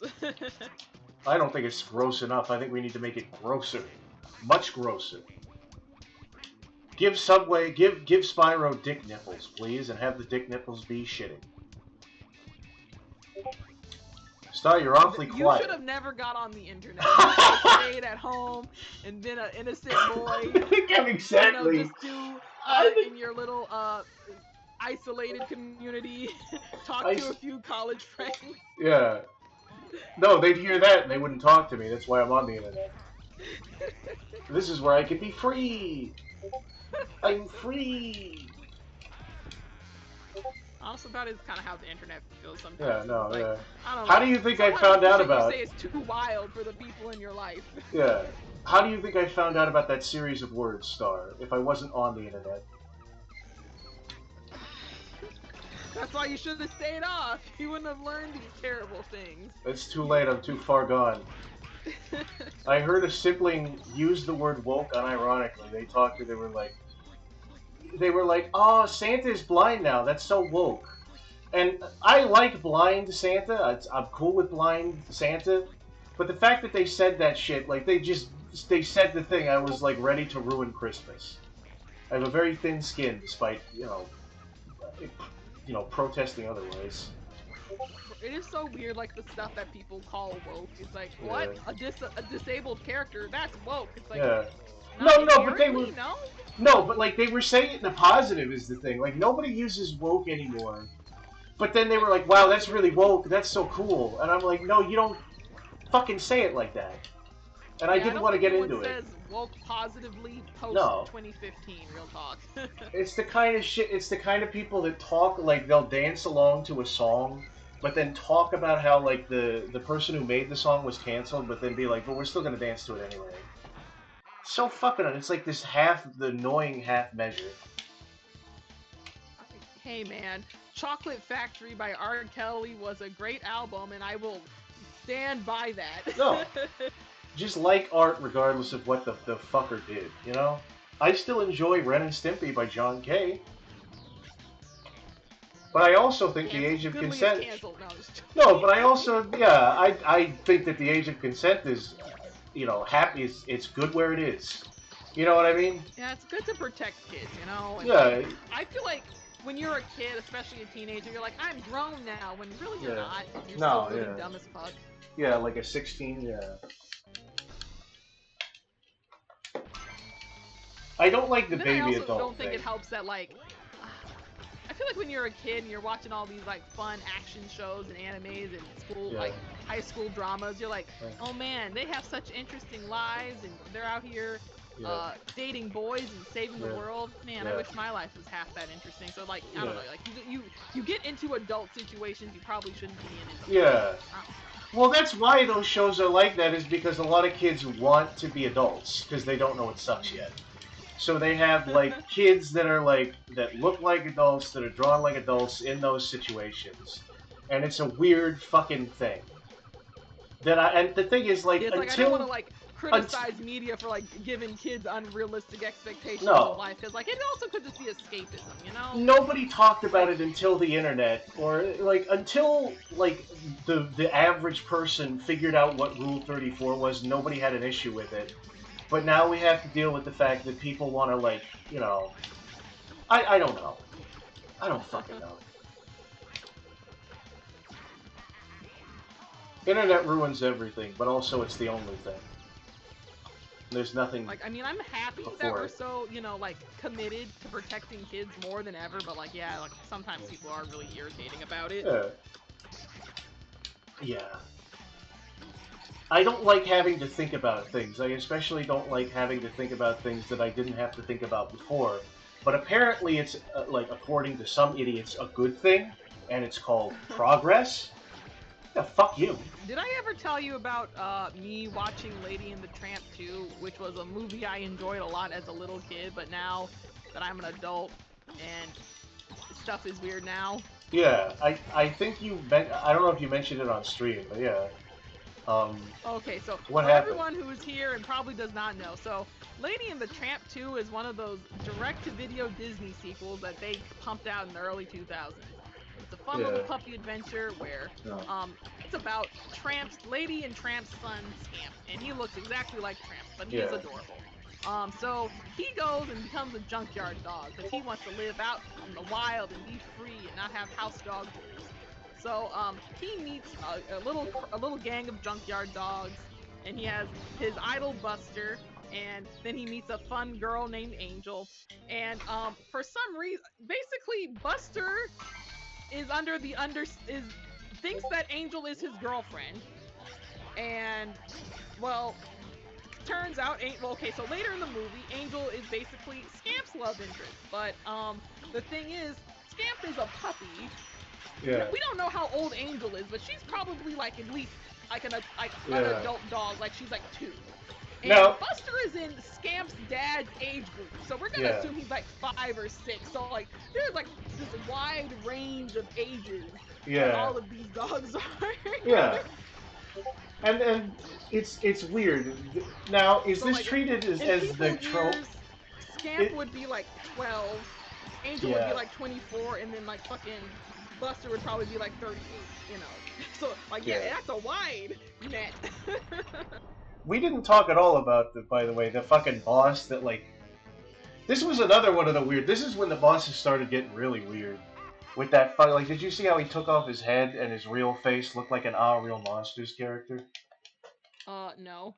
Okay, because I was like, I've been kind of like, I guess I've been trying to draw, but not really. But yeah, like that was a cool ending stage with a cool little circus floor, very ornate. Yeah, I'm sorry. It's like, no, I get it. You're a terrible gameplay commentary person. No. Now we're gonna fight another boss after we just fought a boss. I get you. I get that is kind of awkward. I hate those sort of like boss gauntlets. Well, I hope you had like a chance to save. Yeah. Now, was this treated with that particular crush? Was it treated as like the little kid has a crush on like an adult, but the adult is either oblivious or like annoyed by it, or was it did they like reciprocate it? Okay, so Buster, I think he was portrayed as being a creep for being into Angel, but more like in a sort of shitty, abusive boyfriend kind of way. But Angel definitely was like kind of reciprocated the idea of Scamp being her boyfriend, and then like they living together at the end of the story. It's like, Angel, you're a grown, you're like, okay, like she's still considered young, but it's like, like basically her backstory is like, oh, I've been from family to family. It's like, how old are you? Yeah. It is very strange, yeah. I don't know. It's like, how old are you to be a jaded dog? You're like literally talking to a dog that's like less than a year old. Well, I don't know, maybe and then it's... like, it's weird to apply that type of logic to fucking cartoon dogs. Yeah, exactly. That's the thing. Is that one of those things where you're almost mad at yourself for even thinking about it? You're like, I don't want to have to think about it. I just want to watch this movie. Yeah, I just wanted to watch a cute movie about puppies, bro. And you're now like, I gotta have this fucking and it's debate. like, It's like, oh god, this is weird. Who wrote yeah. this? I saw something like, remember the Nick Miss specials? The little like in between the fucking what is it? There was this little fucking... I don't know. I don't even know if I want to get into this. I don't know if I can describe. This is what I'm talking about. I can't describe anything today. Fucking hell. Like, back in, like, 2004, they had a bunch of these, like, crossover little Christmas special commercials on Nickelodeon. And there was one where it was kind of like making fun of Rudolph. And they had all the different characters, like, dressed up as different, like fucking Rankin Bass characters. And at one point, the joke was, like, they were talking about the after party. And they had, like, the Crimson Chin hitting on, like, Debbie from the Wild Thornberrys. And they also had, like, Squidward. They had Squidward hitting on, like, Helga. And when I was a kid, I didn't think about that. But now that I'm an adult, I'm like, wait a minute. Those are teenagers being hit on by adults. And I was kind of mad at myself that I even thought about that. Because I'm like, I just want to enjoy this thing from my childhood. Yeah, because like it took like the funniness and like basically, but like chaste humor, where it's like you're not thinking of it like that. Yeah, exactly. Like, and it's like, is it? This is really creepy now. No, but now I'm like, not is it fun anymore? Yeah. But I'm like, is this the problem of like who's to blame for this? I don't know. Is it me for being big brained, or is it society? I don't know. No. I don't know. This is why Who knows? This is why I like. It's shitty to say that you hate social justice. You shouldn't hate progress. But like, I will always find like certain things like that to be fucking annoying because it causes you to overthink shit. And it causes you to constantly overthink shit to the point where you're like, I don't even want to be thinking about this at all. You know?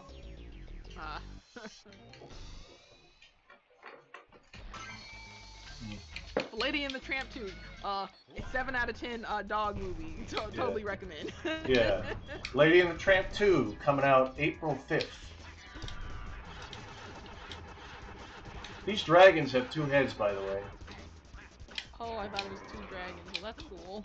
Also, yeah, and then of course the relative. I blame Ron Schneider and John Kay and Chris Sennett. I thought he was going to say Dan Schneider. I thought this was going to turn into like, oh, of course the network that hired Dan Schneider had that shit in one of their little fucking specials. Who's Ron Schneider? I don't know. Rob Schneider is the actor, and then Dan Schneider. I mean, he could just be conflating 2 different Schneiders. I think he misspelled Dan. Did you misspell Dan Schneider?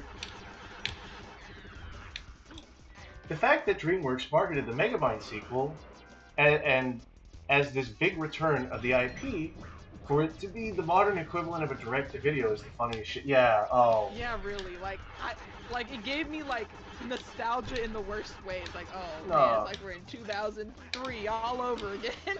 Like, I didn't see that. For a movie made in 2009.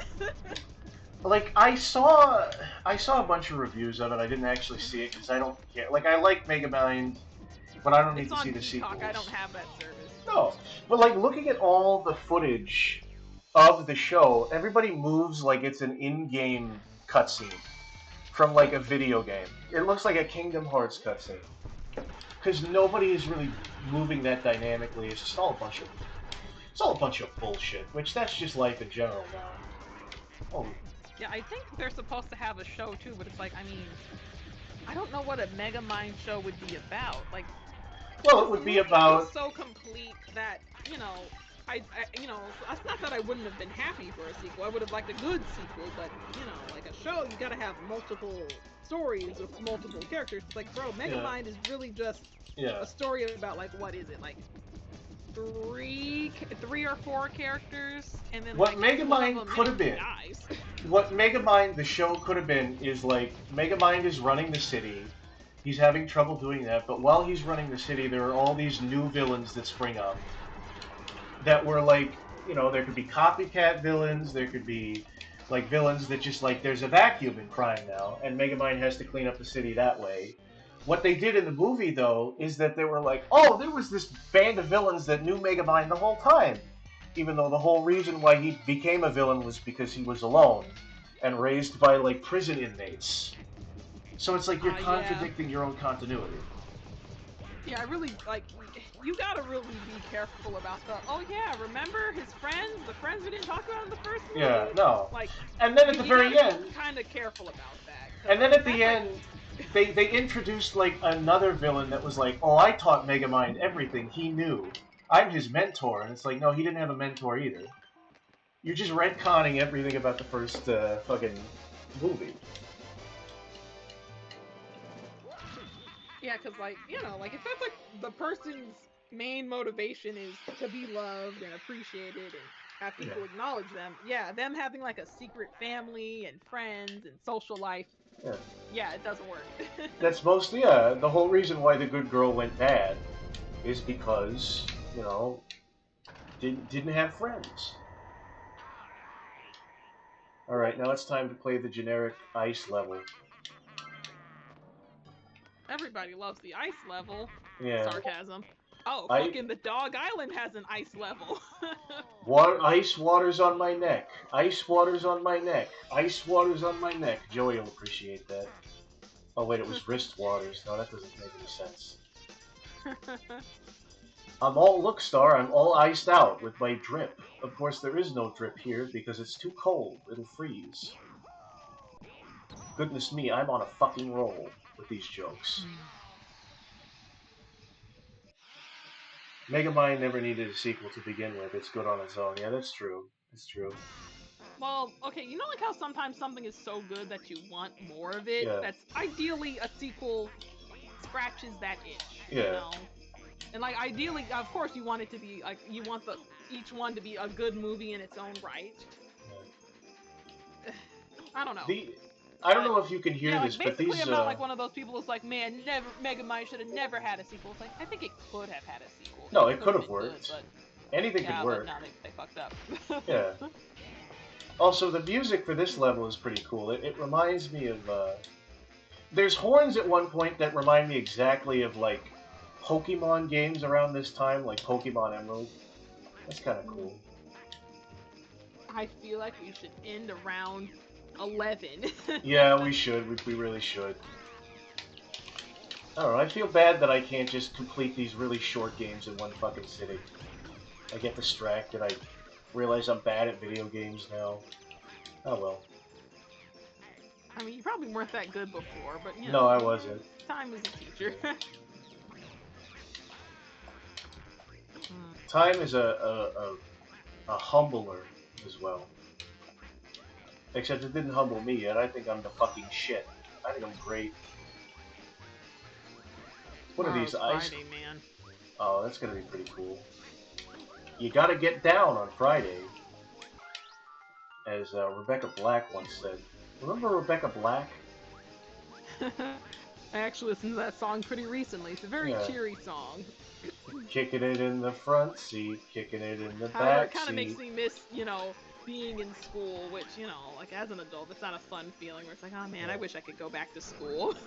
Yeah, it's such a weird thing because, like, when you're in school the whole time, you're like, man, I can't wait for the weekend. I can't wait for Friday. Well, now as an adult who has to work on the weekends, you can't even look forward to the damn weekend. No, yeah. I would like to go back to that time but not go to school and be able to just go out and hang out with friends all the time. Same, honestly. Yeah. Fuck this. Yeah, I would like to be a useless person. Yeah. A useless young person with good young person bones. Man, you really are just nice because you're polite. There's something evil in your soul. There's something sick. There's something dark and you'd be a Heartless. You'd make a good Heartless from Kingdom Hearts. Why, thank you. You're welcome. I want to be a Heartless from Kingdom Hearts. I feel like I'd look really cool.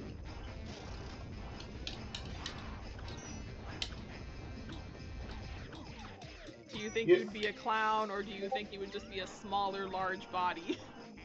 Maybe I would be. No, I think I'd be a big, large body with a jester hat. A smaller, large body. What are you trying to say, Star? Large body? That's like one of the Heartless, you know, yeah. little round boy. Oh yeah.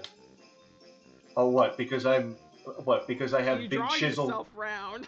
Because I have big chiseled muscles in real life. That's what you're trying to give away how I really look, Star. Shame on you. I don't. Because I actually look like a supermodel? Like, once you get, like, your boxing lessons and you're all fit, you, like, get a new, Goodly Draws avatar. That's the thing that's kind of good, like, I'm thinking about the future when I do get in shape, and I do kind of look, like, really good, that I have this fat guy avatar still, but then it's kind of like fucking Saberspark. Like, part of your brand, you know? I mean, it's like Saberspark, where he's got, like, a very unassuming avatar. It just looks like this little dork. And you see him in real life, and you're like, oh my god, wow. This guy's got, like, the Markiplier bod. He's, like, ripped. Apparently he's not ripped. He has such a weirdly round face that's kind of hard to tell, you know? Yeah. But it's kind of fun. And it's funny because he'll wear, like, weird shirts. He'll have, like, a Kermit the Frog shirt that says, mind the hell your business. It's you know. I want to have more of a personality. Than Saberspark, but yeah, I'd like to have the Saberspark bod. That'd be kind of fun. I haven't watched a Saberspark video in a while. I don't know, they just haven't been hit lately. He talked about Nightmare Before Christmas being a metaphor for appropriation, and I said, you know what? Go fuck yourself. That's a litmus test. When you think about it, kinda, but like, I wouldn't have thought that. No, like, people who say that is a litmus test for who I need to strangle to death with a pumpkin, who I need to shove a pumpkin onto. What was the thing I was going to say about those people? It's like, I'm going to carve out a pumpkin and I'm going to hold it over your head until you stop breathing. It's my favorite fucking movie, and then they use it to be like, this is a metaphor for all that annoying shit you don't care about. Oh, cool, thanks. Really fun. Like, I think if you, like, over big brain yourself, you can probably come up with really dumb theories and arguments to almost any fucking piece of media, you know? I mean, I guess that is all of the literary community. That's just being, like, a college professor and being like, actually, fuck, what's a good example? I can't think of a funny ad. What am I thinking of, an ad-lib? It's like Sesame Street is actually about the Vietnam War. Like, to me, it was more like probably trying new clothes and food. Cultural appropriation, I don't know. Yeah. Like, I mean, I guess, cause like, okay, their holiday is their culture. It's their whole fucking life, but like... Yeah. I just thought, as an autistic kid, I like Jack because Jack, like, thinks he gets something, but then he's not quite there yet, and then he, like, wants to be a part of it and fucks it up. That's how I always viewed it. And it's the whole thing. It's kind of interesting because, like, if you watch the movie, like, it's a game of telephone. He doesn't quite get the culture himself, but then he'll tell his friends. He tells the whole town. And, like, the town doesn't understand it, like, even more than he did. Like, the town is completely fucking clueless, and he understands this. But then at the very end, he's like, alright, I guess I'll tell him it's a scary thing. Because that kind of shows, it's a weird, like, he really is a politician. Because he's like, well, they might fuck it up, but I'd rather have my Christmas than no Christmas at all. Kind of interesting. Haven't seen the movie in a while. Oh, no, yeah, I'm sorry. I assumed you had the same autism brain I did. Where I, like know all the scenes. Where it's like, I own it on Blu-ray and DVD and VHS. and I watch it every year with my family. Yeah. Because there was a part where he goes to Christmas Town and he's like, "Oh man, I love this place," and then he steals a bunch of shit and takes it back to Halloween Town, and he has a town meeting and he's like, "This is a thing called a present. You hang it like this on the wall," and they're all like, "Oh, is there like a shrunken head inside of it? Is it like dead bodies?" And he's like, "No, it's like a happy thing. You give it to kids and there's toys inside." It's like, do the toys kill people? He's like, "No, this is a happy holiday. It's a happy fucking holiday." And they're like, "I don't know what the fuck." Jack's out of his mind. So at the end, he's like, "Okay, well, the ruler of Christmas Town is just a giant devil that like, he really tries to sell Santa Claus as like this big monster. He's like, he hurls bulging sacks with his big arm, and then he flies into a fog, and his name is Santa Claus." And then they're like, "Ah, we should do this Christmas thing." And then he goes behind the curtain all sad, like, they don't really understand any of the reasons why I like this, but yeah, I guess they're excited. It's like a fucking it's like a genuine. Introduce your goth friends into like just some wholesome stuff you want to do. No, yeah. The way I see it, it's like he's a crooked politician. He becomes a crooked politician because he's like, "Okay, I gotta lie to my constituents in order to get what I want. This is gonna go wrong. It's completely immoral, but I care so much about this vision that I have." Well, I also think it's probably like when you adapt a religion per, like the market. Like how, in like most traditional interpretations of hell, it's fiery and shit. Yeah. Well, apparently missionaries, when they went to the cold regions of the very north with the Inuit tribes, they told them hell was very cold. No, yeah, no, this is colder. It's too appealing. Exactly, yeah. I mean, that's the thing. Like, words do have meaning. So if you change the way words sound, like, you kind of change people's opinions about them. There's a whole fucking thing. It's like doublespeak. It's not necessarily doublespeak, but... Well, I think you kind of like, to get people into it, you kind of have to like, I don't know, like mix sugar in with the bitter stuff, or like, like you have to make it fit for them. Like, kind of like how, so like when they introduce Chinese food and a lot of those Oriental dishes here, they kind of adapt it to the American palate, which actually likes a lot more meat than Asians typically eat. Yeah. It's fucking great. I love the chicken, the Kung Pao chicken. It's great. Honestly, I do get a little mad if there just isn't enough meat for my rice. Yeah. It's like, I went to a fucking Korean restaurant and I ordered like the katsu, like pork cutlet with the rice. Oh yeah. Katsu is so like, dry. I liked it. It's like a crispy, it's not juicy though, so I kind of get where you're coming from. Yeah. But like, yeah, it's like I felt like I ate the katsu and I still had like a bunch of fucking rice left over, and I was so mad. It's like, can I get 2 katsus, something? Yeah, 2 katsus extra. 2 katsus. Yeah. Oh, I didn't have to go back. I thought there was a treasure I missed. This is not an optimized playthrough in any fucking capacity. Well, even though I do kind of hate like the idea that like when you gotta Americanize a dish, you gotta make it meatier and sweeter. Yeah. Like, cause like.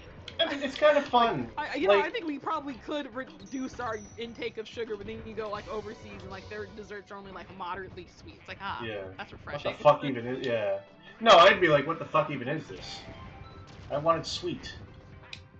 As an adult, I have like been able to like appreciate subtle flavors like mildly sweet, or like I guess so. Have you ever like just had like a piece of bread with butter on it and it just hits better than like if you put jam on it sometimes?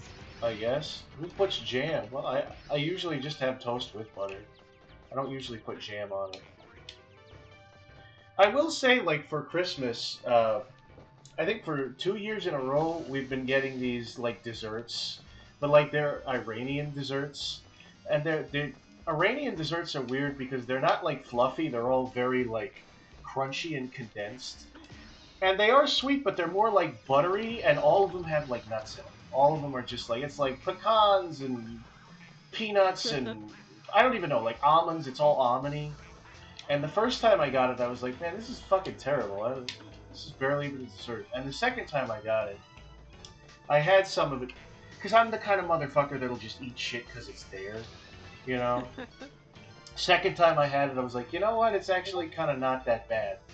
And I feel like the third time I have it, it's gonna be like, oh, this stuff is actually kind of good.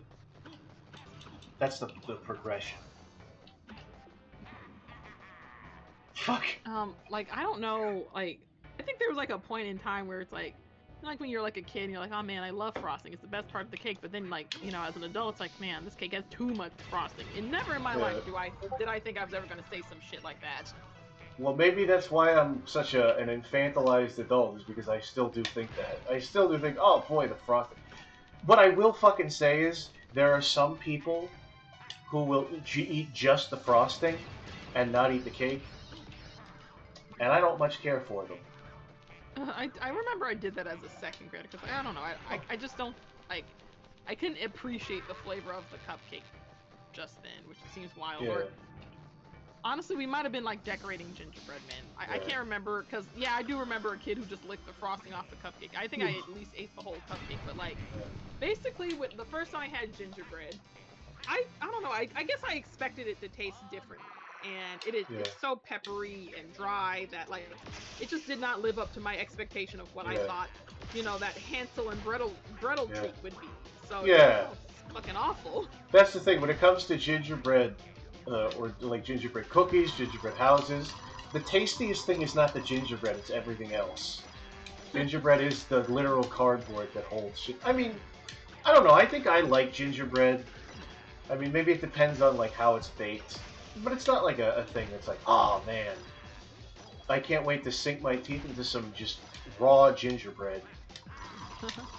Well, okay, so like later, like okay, so like after or like I don't know when this happened, but basically, American Airways or American Airlines, I think that's what they're called. They started offering these Lotus biscuit cookies as like, you know, like the in-flight snack. Oh And yeah. that is exactly what I thought as a child gingerbread would taste like. It sounds Like better. it's just the right amount of like cinnamony, peppery, buttery flavor. Like that's what I thought gingerbread would taste like. But then like you have like, you know, and it's weird because like I never had that before. But it's like I think in my mind's eye, because you know you look at gingerbread, it's like it's brown, but you know it's not chocolate, so it's I don't know, something. Gingerbread, more like kinkier bread? What? Relative, slap yourself for what you just said there. Injure yourself. No, we do not promote self-harm on this channel. We don't? I say as if I own this fucking channel. No, yeah. Well, I mean, that's probably for the best. I mean, you're helping me out. You're doing me a solid. By stopping me from saying, hey, we promote self-harm. I don't promote self-harm. I promote killing yourself. No, that's not true. I don't. I just say that sometimes because it's fun. Put your pee-pee in the ginger house. No, I don't think I'm going to do that. Relative depression, I think that's something that a crazy person would do. Or a really kinky person, maybe. I don't know. Star is pretty silent after that comment.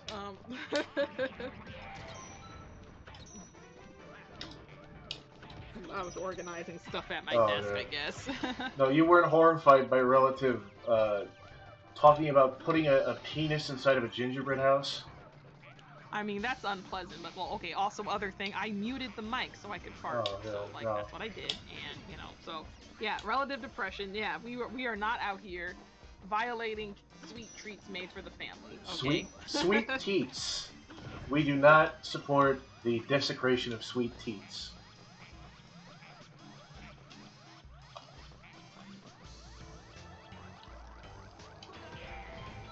Oh man. This is kind of a fun 5 minutes ice left level. on the clock. Oh yeah. Oh, be careful. This character I think is literally named McFatty. Like Fat Blubber something, like that's their actual name. Oh, to be a game developer in the early 2000s.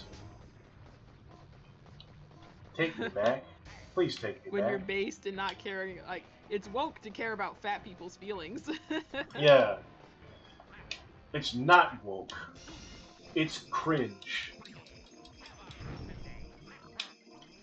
Oh, now I can look. Now I can throw them around.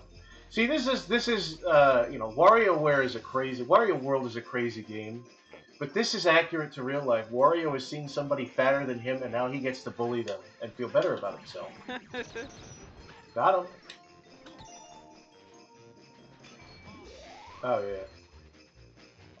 Here we go. Oh, what is this fat guy? What is this? Peter Griffin? Oh, what is this? What is this? Louis Anderson? Looks like a big cupcake. I think it's supposed to be like different scoops of ice cream all together. Oh. Yeah, you know, because it's like an ice cream. Ice cream is a cold treat, a delightful treat for all to eat. I am not Daniel Larson. I do not terrorize people in the service industry. I work there. I know their suffering.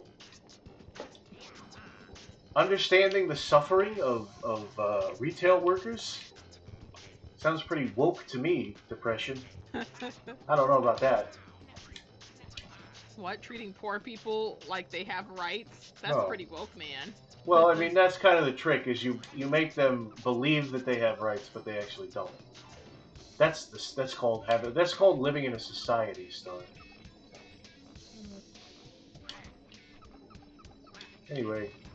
I want to do other stuff after this, but it's like, Yeah. kind of tired. I don't know. Yeah.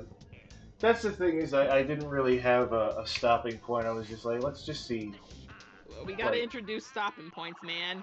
Yeah, we do. Yeah, you're right. Next time you're on, I'll be like, how long do you want to go for or something? Oh yeah, because like I don't know, Probably like I don't want to be a bummer and be like, we gotta cut this dream now, yeah. you know, and like ruin the flow of everything. But it's like that, you know, even if we're not necessarily the most professional setup, I feel like that is kind of like, I don't even think professional. That's more considerate. I don't think I've been considerate. I feel like it'd be hard for like someone's like, oh man, I missed Goodly's stream. Let me try to watch it. 5 hours fucking long. Yeah. Guess not. I was just saying considerate to you so that like I don't go for 5 hours and you're afraid to be like, hey, can we stop? Oh jeez. What was I thinking about? Shit, cause like, like I don't even think this would be fun background noise, you know? Like how sometimes it's like, okay, yeah, let me put on this 4-hour deep dive video of a show I've never seen before. Yeah, that's great background noise while I'm in my clothes. When you're making like baller streams, when you're making like baller videos, seem like a walk in the park. You know you're doing something wrong. You could read War and Peace in 5 hours. Here we go. You could. Sounds fun. I guess, yeah. Well, I mean, the peace part sounds fun, but the war part, I don't know if I, you know, that sounds kind of unpleasant.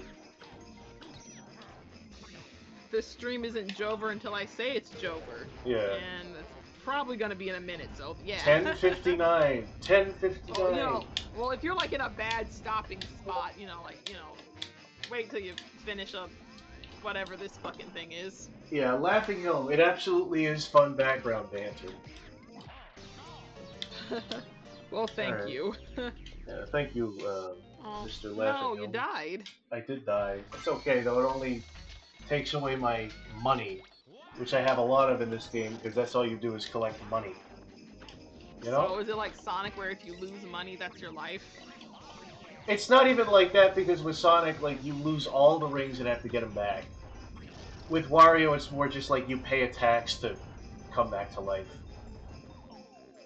Just like the rich people. Just like rich people. Well, that's what this is about, is, you know, Wario is a well-to-do guy.